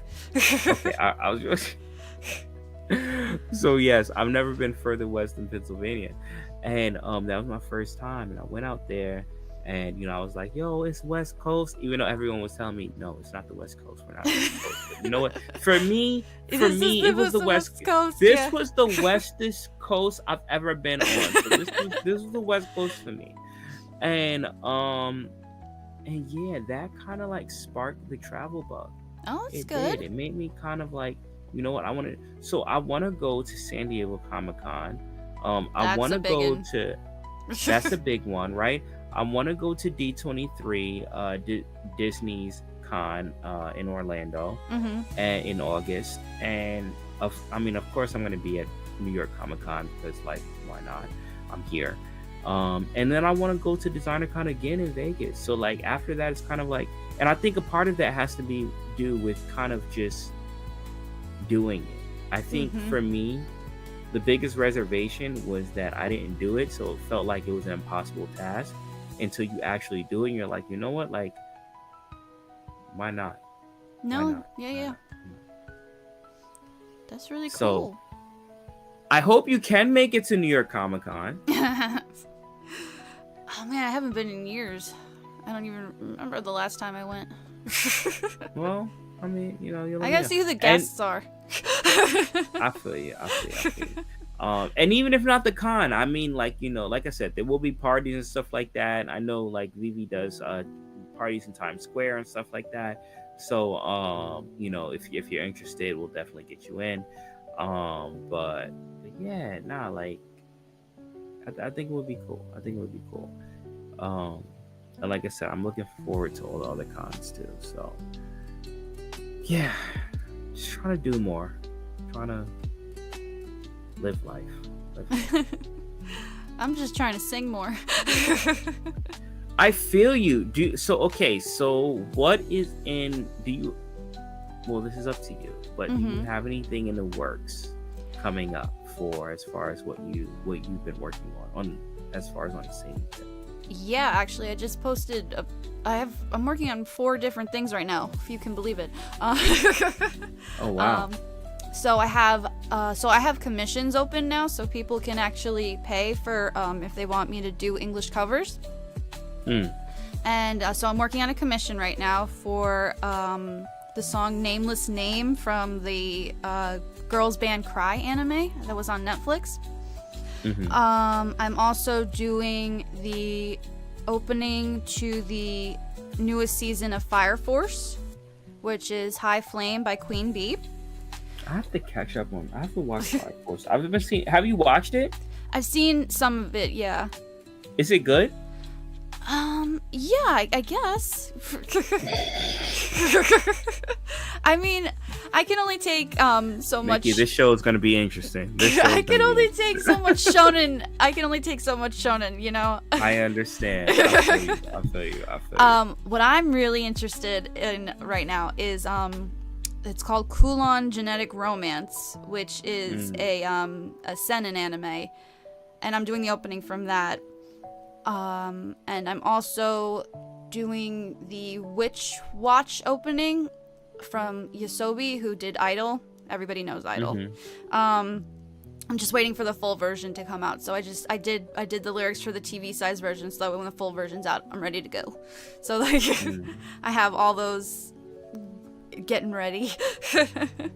Okay. So I'm been a busy bee. I think this is going to be interesting because we're going to get to see your takes on some of these covers that you've been doing as far as your feelings on the show. I think that's going to be very fun. But yes, I've been meaning to watch Fire Force because I've been here. But here's the thing, like I feel like a lot of times what's being, you know, plastered or advertised is shonen, so it's kind of like I do want to delve more outside of that, but all the reviews are all kind of like shonen. So I don't know. I feel like sometimes I have to kind of like purposely look for things that are obscure. Like, you know what I like that I watched that I was like Summertime Rendering. It was a thing that I remember you mentioned that to me. No, you mentioned it was I did. It was a thing that came out of the blue. Like, it was just in a random like YouTube video that I saw. And I was like, this is actually dope. And also Tengoku something. It's on Hulu. But that was also really, really good. You know what? I should actually have the whole title for this, so if I recommend it, people can actually know what it is. It's Tengoku. Just type in Tengoku in YouTube and in Hulu or Disney, and it'll pop up. But that was also like it reminded me of like The Last of Us. Oh wow! Okay. Yeah, and I don't even like now that I'm thinking about. I don't know if it had anything to do with zombies. I think it was just that whole type of apocalyptic. The thing was, it was that whole type of apocalyptic scenario where humankind has turned on each other, and you don't know who to trust. And that was a thing that reminded me of like Last of Us. I don't think it had anything to do with zombies. There's monsters in it, but I don't think there's zombies. Cordyceps, isn't that what they are in The Last of Us? Or cordyceps. I don't know. I never played them. Are you watching The Last of Us on HBO? No. Oh, okay. Is it good? It's actually really. It is a really good show. Oh, that's good. Really good show. Yeah, I've been enjoying it. Everyone is in uproar after this last episode on the timeline. But I knew that was gonna happen because I knew the storyline of the game. But but yes, there's some like hidden gems, and that's another thing why I'm excited about this show, because I know you're going to bring forth a lot of hidden gems. I mean, also too, I want to say it was because you and Lily was, I mean, you guys obviously put me on to Fire Force. I mean, not Fire Force, to My Hero Academia. Yeah. I'm sorry, not My Hero Academia. Wait. Full Metal Alchemist Brotherhood. That's the one. Sorry. I'm sorry. It's getting late. Full Metal Alchemist Brotherhood. But you also put me on to Madoka Magica. Oh, that's right. Yeah. That's an old one. Yes. And a classic. But yeah, so I'm excited for this because I feel like I'm going to kind of start watching a lot of stuff that may have not have hit my radar. So and a lot of things that I've been watching lately. Another good show, Link Click, which is actually a Donghua anime. Oh, right. Another thing that like didn't, just hit my radar just because it was listed on the time. It was like a clip was shown on the timeline. And I was like, this looks cool. The animation on this looks cool. And I watched it. I was like, yo, this is the best show ever. So I'm excited. Yeah. Yo, I'm sorry. No, go ahead. I'll definitely be good on the hidden gems one because I definitely like to watch anime that's not mainstream. I like that. I love that. But I also wonder if the show will kind of like encourage you to watch more shonen. It's not that if people talk about it. Yeah, you know what my main problem is? I just hate. I don't like it when they're not finished. It drives me crazy. You mean like the filler, like having a no, like when the manga's still going and the anime is like they just started it and like that the manga's not gonna end for a very long time. And there's so many seasons. I mean, like if we do Demon Slayer's gonna end. They're gonna have an ending because the manga ended, so yeah. You don't have to sit around and wait till I'm like 50 years old for this anime to be over. It's not like a One Piece. Yeah. Oh my goodness. Speaking of which, I am still trying to finish that. I feel like I don't know. Like Nikki, let me know if I'm wrong for this.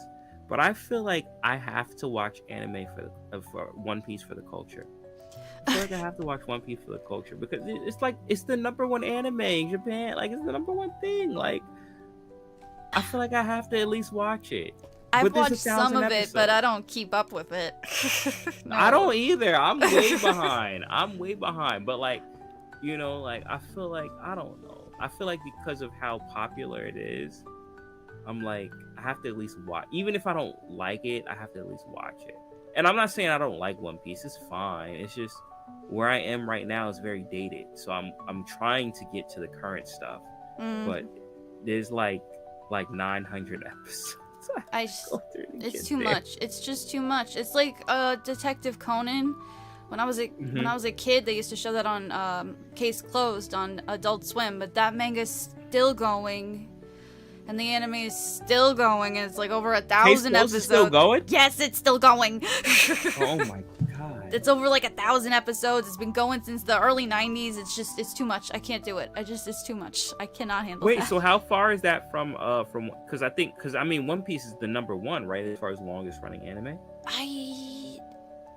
I guess from what you're saying, this isn't that far behind. No, it's not. I think Case Closed started in 96. Okay. But I'm not 100% sure on that. Maybe because I know they do big movies, so maybe that's why there's less episodes, but I'm not really sure. But they have been going for a very, very, very long time, and they're still going, and he's still a kid, and it's just no more. I can't do that. I need an ending, people. Please give me an ending. Perpetual youth.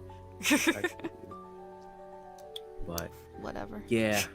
I mean, I guess it's kind of like The Simpsons, right? Yeah. But yeah. So I mean, I don't know about Detective Conan, But like, I do know it's you know, it's a brand in itself too. But like One Piece, I feel like I do have to kind of like catch up with. Also too, the fact that I actually did like. Did you watch the live action One Piece that was on Netflix? Mm-mm. Okay. Typically I tell people to avoid live action animes. But that was actually not bad. I wouldn't put it on Rurouni Kenshin level. Rurouni Kenshin is the GOAT when it comes to live action anime. But One Piece, the live action actually really wasn't that bad. Yeah, I heard it was decent enough. Yeah. Enough to get another season, so.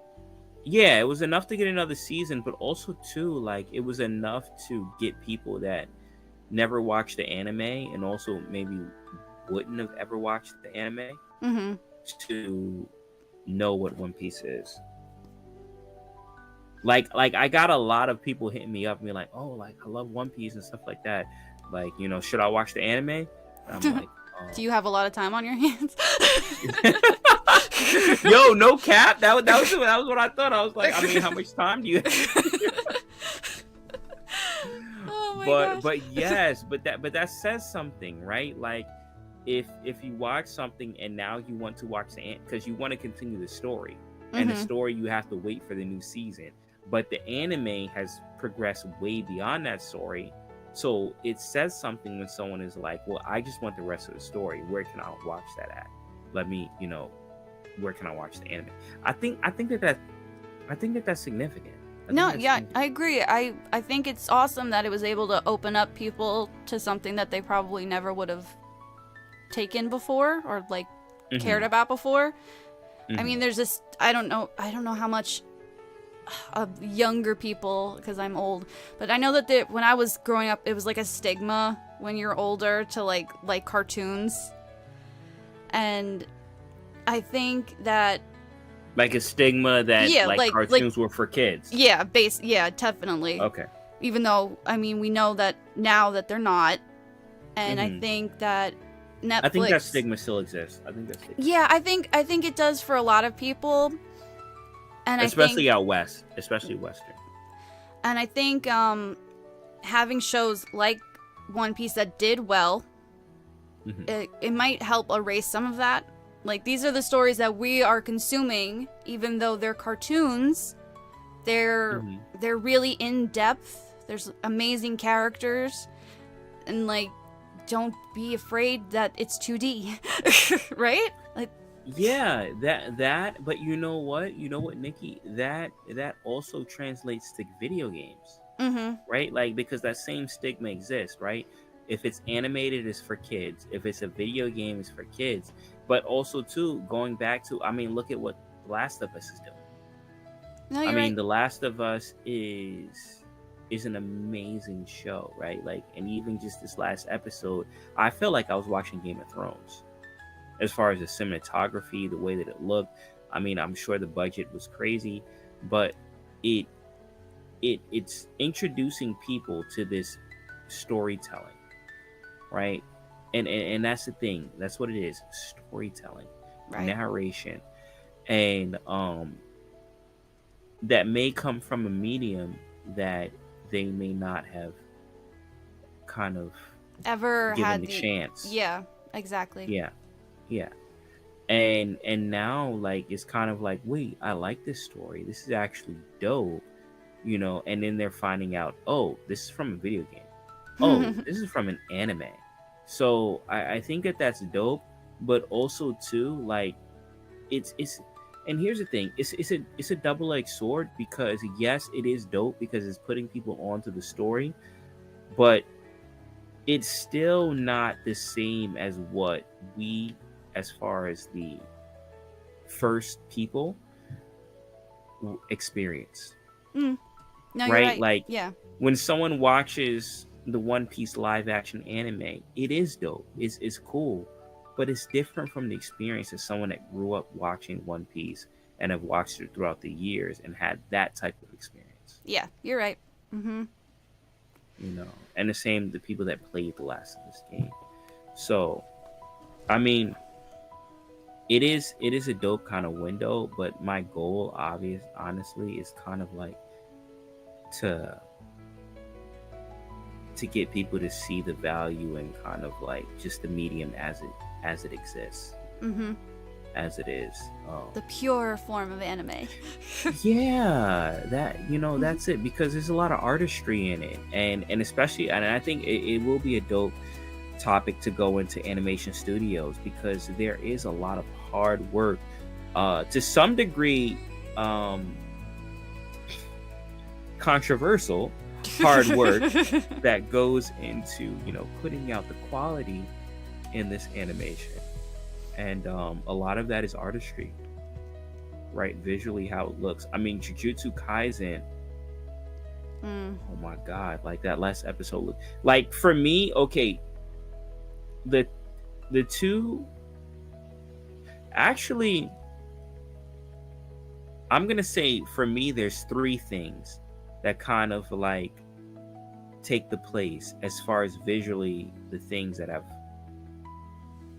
put me in awe over like these last few years. And 1, 2,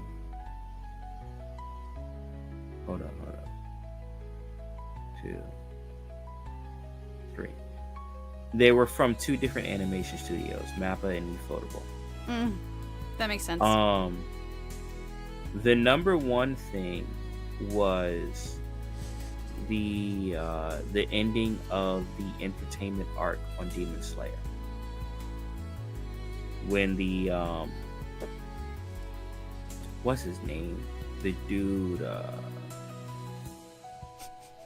not Tojiro, the main character, but like actually he was in there, but at the end, but it was when the villain and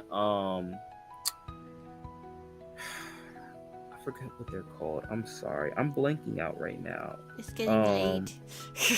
Yeah, the dude with the headband, and like he ended up like I think losing like limbs and stuff like that. But the sound Hashira. The sound Hashira? Hashira. Right? Hashira. Yes, the sound Hashira is going against the main villain, right, of that. And there's like, and I think it's the second to last episode, and there's this scene where they're fighting, and they're going like the way that the camera angle pans is following them, and and then they're hitting each other, but then there's fireworks going off all around the screen. Like there was a time when I was watching that, and this doesn't happen to me often, and you can let me know if this happens to you, but like I'm watching it, and you're watching the show, but then you're taken out of the show, but you're taken out of the show in a good way, because you're taken out of the show because you're like visually, what am I watching right now? This is different than anything I've ever seen in life. And there was only like 3 occurrences that I can say recently that's happened for. That was the number one occurrence. But first, do you understand what I'm talking about? I understand what you're saying, but I have no examples of me ever feeling that way. Okay, I feel you. But something was just like so amazing that you're like, whoa. Like yeah, but the weird thing, you can have it on the opposite side of the spectrum. You can have something that's so bad that you're taking like, out of it, whoa. And you're like, whoa. Like it's different. Yeah. It's different. But this was kind of like I'm watching it, then I'm taking it out of it. I'm like, yo, I feel like I'm witnessing something special that's happening right now. Mm-hmm.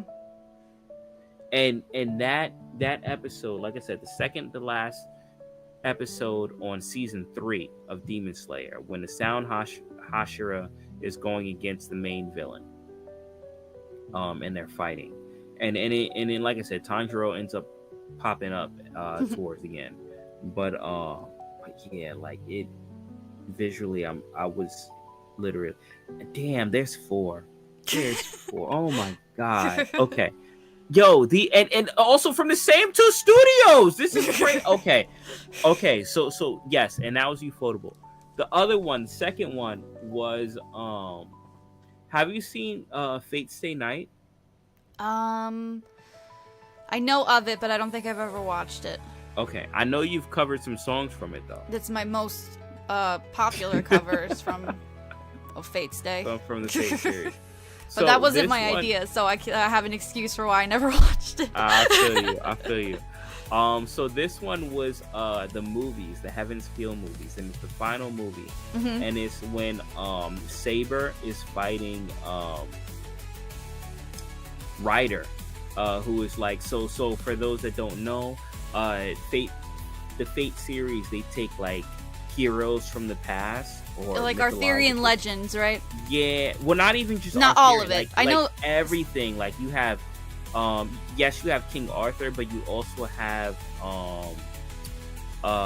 Alexander the Great, and you have like Gilgamesh, and you have like all of, like just characters from history, right? So it's like the battle royale of like historical figures. And so in that movie, in Heaven's Field, the final season is the Saber class versus the Rider class. But what it is, if you want to look at the heroes, is King Arthur versus Medusa.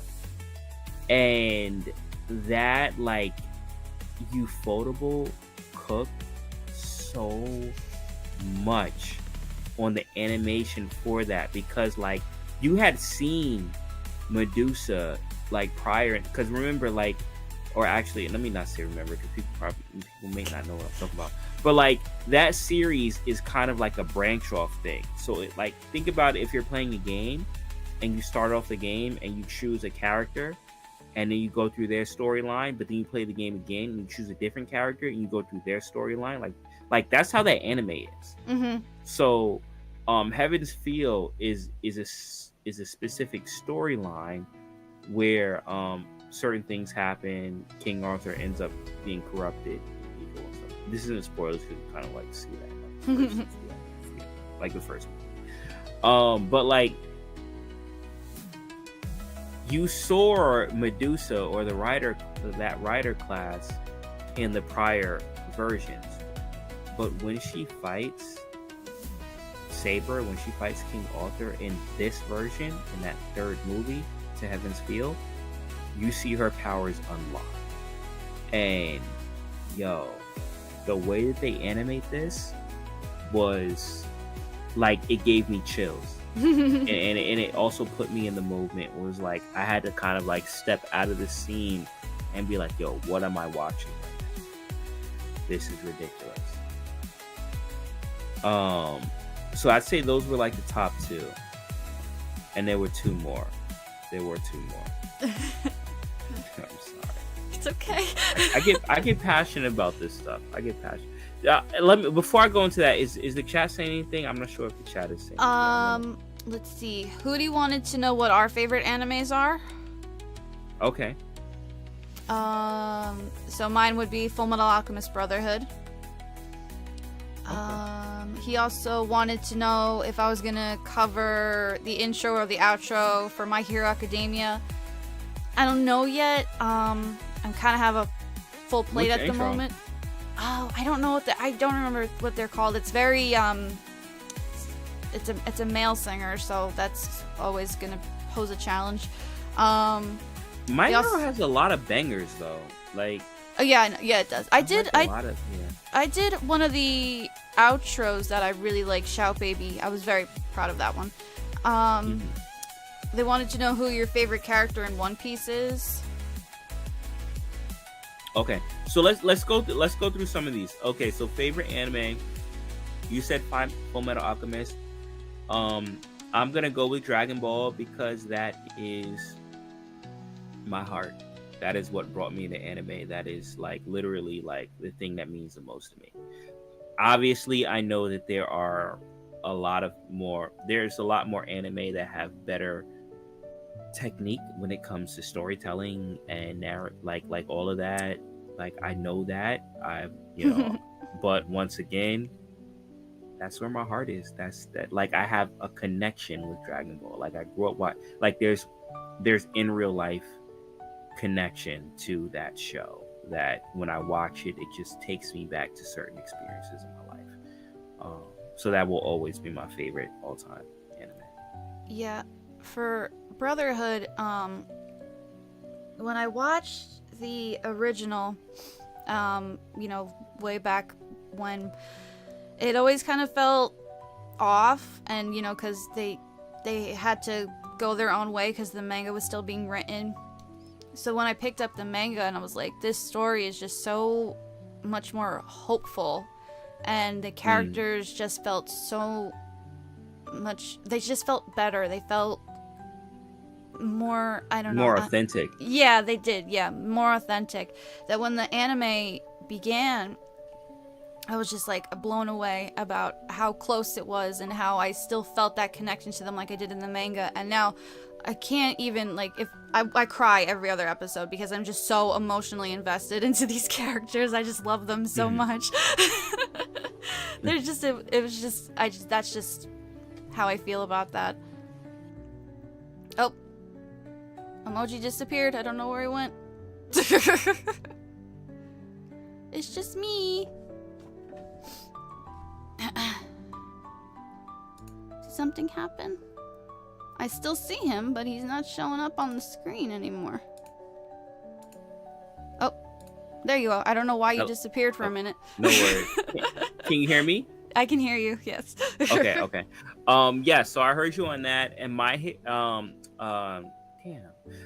Full Metal Alchemist is also too up there as far as one of my top animes. It is one of the animes that I would recommend. Like, going on the topic of intro to anime, that is one of the animes. I would recommend that before I would hell yeah. I would recommend that anime way before I would recommend Dragon Ball. And once again, this is a very subjective thing. My love for Dragon Ball is very subjective. Because I'm like a diehard Dragon Ball fan. But when it comes to recommending, Full Metal Alchemist Brotherhood is 100% a way better recommendation for someone if you're definitely trying to get someone into anime. And there's only, I think, 62 or 65 episodes, and it's the whole story. So you just 100%. You can just sit, a couple days and you're good, and you've got the whole thing, and you're like, wow, I just watched something incredible. Yeah.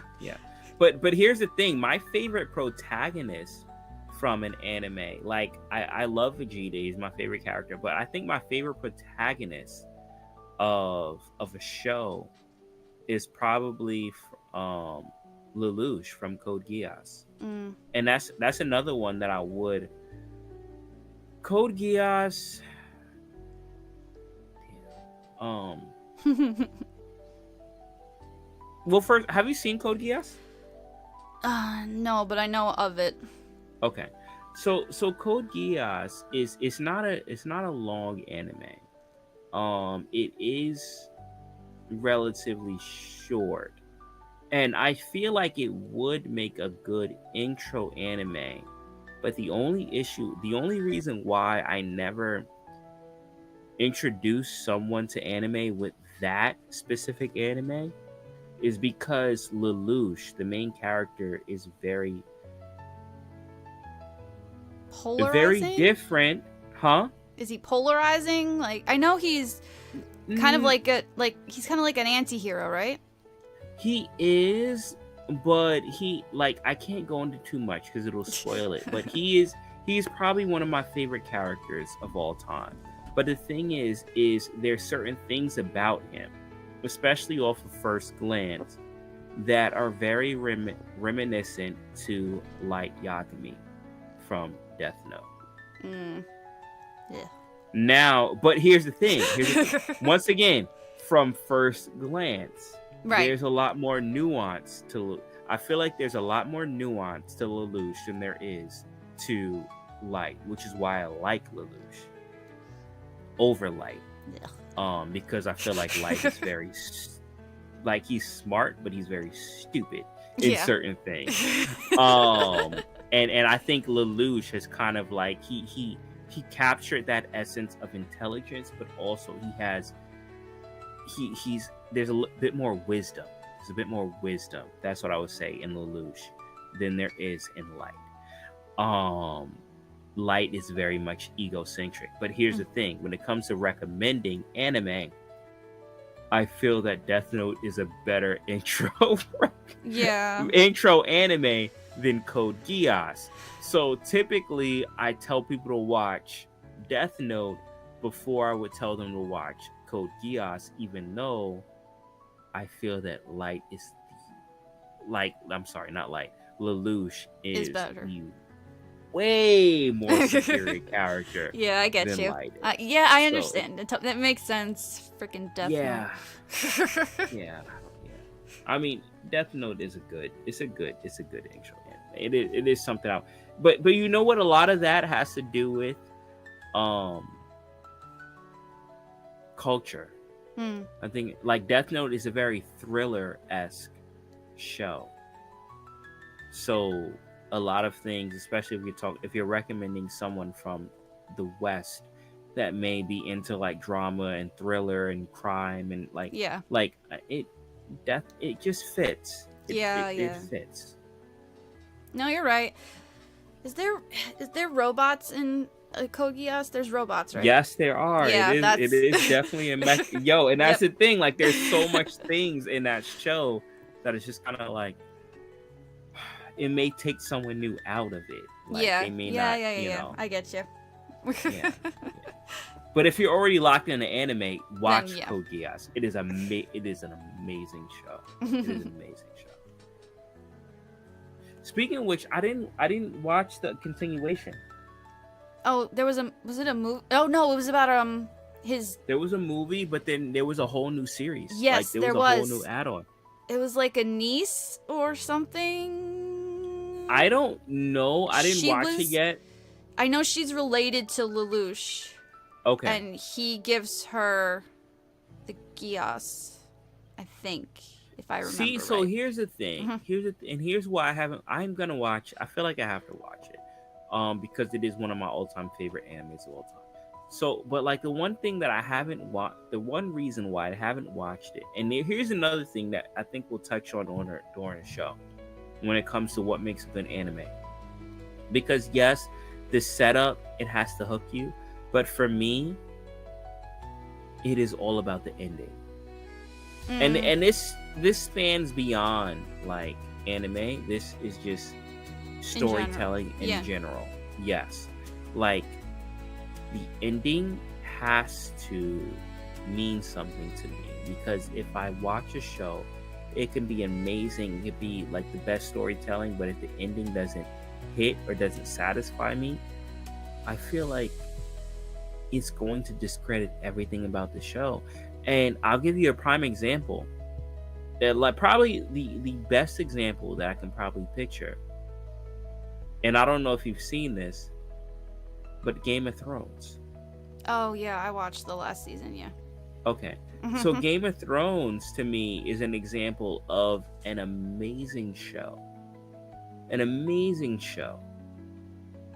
But ending on a way that is kind of like, if someone asked me should they watch Game of Thrones, like if they haven't seen it before and they're asking should they watch Game of Thrones, I don't know what my answer would be. I feel like I would kind of like ask them a few questions as far as what they're into to give them the answer. And here's the thing, like if the ending was nailed like on a solid basis, my answer would just be yes. Right. It was just, like I wouldn't have to kind of like think about like dang like I would just be like, yes, watch it. It is an amazing show. Watch it.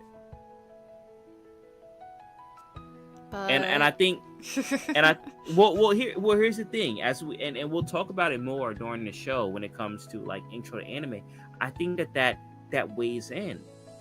I think that weighs in as far as like what you recommend to someone. Yeah. No, yeah. I feel like I feel like you can't. Some people are like, you know, just you gotta watch, you know, One Piece. They give these animes that are so long and have or they have ones that are, you know, like this 12 episode anime is amazing, but like but a lot of the 12 episode animes that are really good, they're really great anime. The problem is that they're not really made like Dragon Ball was made. They're pretty much made as promotion to the manga because the mangas was making money. So that's why you have a lot of these 12 episode animes with no second season, third season, because they're really just there to promote the manga. Because the mangas are what's making the real money here. Yeah. Well, I mean, that's how it is out in the East. Yeah. It's the manga that's selling it, and the anime is kind of like an afterthought, which is so crazy because over here it's the complete opposite. Like we experience the anime before we, like most people like watch the anime before they read the manga, if they ever even read the manga at all. Yep. See, for me, it's always. I always see them, like the first, if a new anime comes out and I'm like totally hooked, I'm like, okay, gotta go read the manga and I have to know everything that happens. That's what so I'm a big spoiler freak, so I have to read everything. But I mean, I know for a lot of people, they gotta wait it out, but that's what I do. But that's how I got into a lot of mangas, because these anime start and I think they're amazing and I want to, you know, and then that's what they want for like those 12 episodes. They want you to, you know, get this digestible storyline, and then they want you to go buy their manga. You know what I think is a good kind of like, I guess, poster child for that, and I do have to kind of like look into it, but I'm just talking about of what I've been hearing. But I do want to buy the entire manga for Tokyo Ghoul. Oh, yeah. Oh, he disappeared again. Hold on a second. I don't know why, guys. Sorry that this keeps happening. Sorry, I don't know why you keep just disappearing on me. I promise you, I'm not doing anything. It's not anything on my end. I'm not doing anything. Probably me. I'll figure it out as we go on. But yeah, no, Tokyo Ghoul is one that is kind of like, I hear so much praise about the manga. Yeah, the anime, they don't like it very much at all. And here's the thing, because I'm in the process of watching it right now, right? And it's weird to me because like it's like the first season started off cool, right? Like I was locked in. The second season was weird, and I hear that was kind of like, I guess, all filler or all like random stuff that had nothing to do with the manga. And then there's a third season that I'm hearing was a remake of something of the second season of what the second. I don't know. Like I haven't gotten there yet. I have to watch it, but it's very confusing to me. I'm gonna watch the whole thing to see how it feels. I'm about to get into the third one. I am gonna have a full disclaimer. I'm completely lost. I don't know what's going on in the show, but it felt like the bare bones of what existed was something really, really solid. And that's kind of like why I really want to kind of just like, maybe I should just read the manga and just experience that, because this show at this point is kind of like taking me out of it. Yeah, which is a shame. Yeah, because I'm hearing Tokyo Ghoul is like an amazing that, and Berserk is another one, like an amazing manga. Where people just say just read the manga, like don't worry about that. Yeah. I do definitely love manga, that's for sure. But yeah, I Tokyo Ghoul is really very, very good, the manga. It's really good. Okay, so I should just read it. Like stop watching it and just read it. I would just read it. Okay, cool. So I will do that. But yeah. So, you know, that's a few things, and that's another thing I'm looking forward to, you know, getting into talks and discussions when it comes to this show, and also to insight, right? Because I'm always looking for more things to, and I said it like even recently, like, you know, link click and my summer rendering, I found those things like just randomly. So I think it'll be dope to like have this whole mechanic that exists where people can come in and join in a conversation and even recommend like anime to watch. If they hear us and they're like, you know what, Nikki, I think you'd really like this anime because of what you say, and Emojii, I think you'd really like this one because of what you talk about, and that would be pretty awesome. For sure. What does the chat look like? Because I can't see it because it's too tiny. It's pretty quiet. I think people are just listening. Okay. But yeah, so I am looking forward to that, and yeah, you know, we'll see how it goes. And this will be dope too because it'll give a regular thing. I know this is very like impromptu. Yeah, we just kind of jumped on here and started talking. Yeah, but like as we kind of like, especially with the show, as the show develops and it's a weekly thing, and every single week people are seeing what's going on. I think that'll be dope, and yeah, I think it'll be fun. So how are you feeling? I know we've been streaming. How long have we been streaming now? 2.5 hours. 2.5 hours. Okay. So how are you feeling? I'm feeling good. How are you feeling? I'm feeling good. But I know, you know, I don't want to, you know, kind of take too much time, or it's kind of, or, you know, if you want, it's up to you. Whatever you want to do. Do you want to keep going? Do you want to kind of like move towards wrapping things up? Or I think we should probably start wrapping things up. I'm feeling good, but I'm also very, very tired. I understand. It is 10:17 our time. So yes, 100%. All right. So, okay. So once again, for everyone in the audience, appreciate you guys for tuning in. Anyone that comes back and checks the recap, appreciate you guys for tuning in. Once again, we will be doing a brand new show, Anime After Hours. I'm not screaming because it is 10:17 where I am right now, and I don't want to wake people up, and I am a courteous person. So once again, thank you. We will be starting this show officially with episode 1. We did do an episode 0. Be sure to check the Spotify. Nikki has that. But we will be doing episode 1 on May 1st. So be sure to tune in on that. And once again, this is an interactive podcast, an interactive event. So we are calling out to you, all you lovers of anime, all you lovers of fandom, anyone that wants to weigh in. If you ever wanted to talk about the things that you love, now is the time to do so. So feel free to follow Nikki on X. We will be in X Spaces starting for this first show, 7:30 EST. Feel free to stop through, send up the request. You can actually be a part of the show, a part of the program, and weigh in on your thoughts and your love for anime, because once again, we want to hear from you.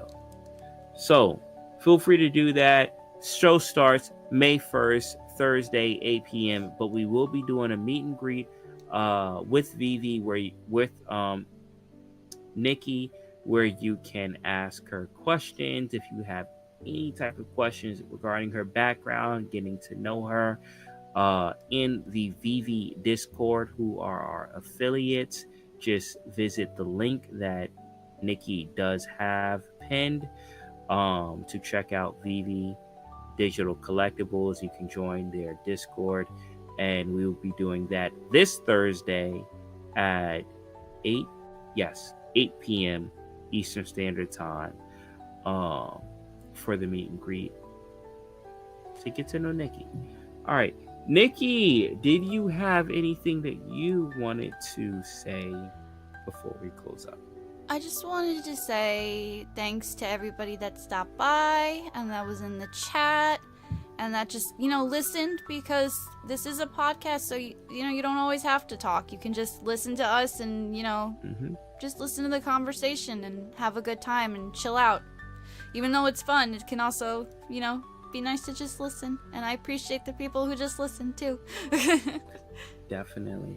But I hope you join us on May 1st for our first official show, because this was kind of just hanging out. And I'm looking forward to it. For sure. So yes, I'm excited. I'm in. Me too. I think this is gonna be cool. Even this discussion right now, because I kind of had to like pull back a bit, which was hard. If you haven't noticed, I get very excited. But I had to pull back a bit. But I'm excited to when we can really like dive into these topics and discussions. So it's gonna be something. I think so too. All right. So I guess that makes it. And Yep. once again, appreciate everyone that tuned in. Thank you. Thank you. Yes. And you can check us the next time. You can check us. We'll be on the VeVe Discord for the meet and greet, which is this Thursday and 2 days from now. VeVe Discord. Check us out, and then check the first episode out on May 1st. And yeah. I mean, it. what did you want to close with a song, or how do you want to do this? I think we're just gonna say goodnight. I'm We're very sleepy. We're just gonna close, and Nikki is gonna fall asleep literally, Yep. like immediately after she closes the stream. In this computer chair, I'm gonna pass out. Complete narcoleptic status. Okay, I get you. All right, I'm gonna let you close. Nikki, floor is yours. All right, everybody. Thank you so much for joining us. I really appreciate it.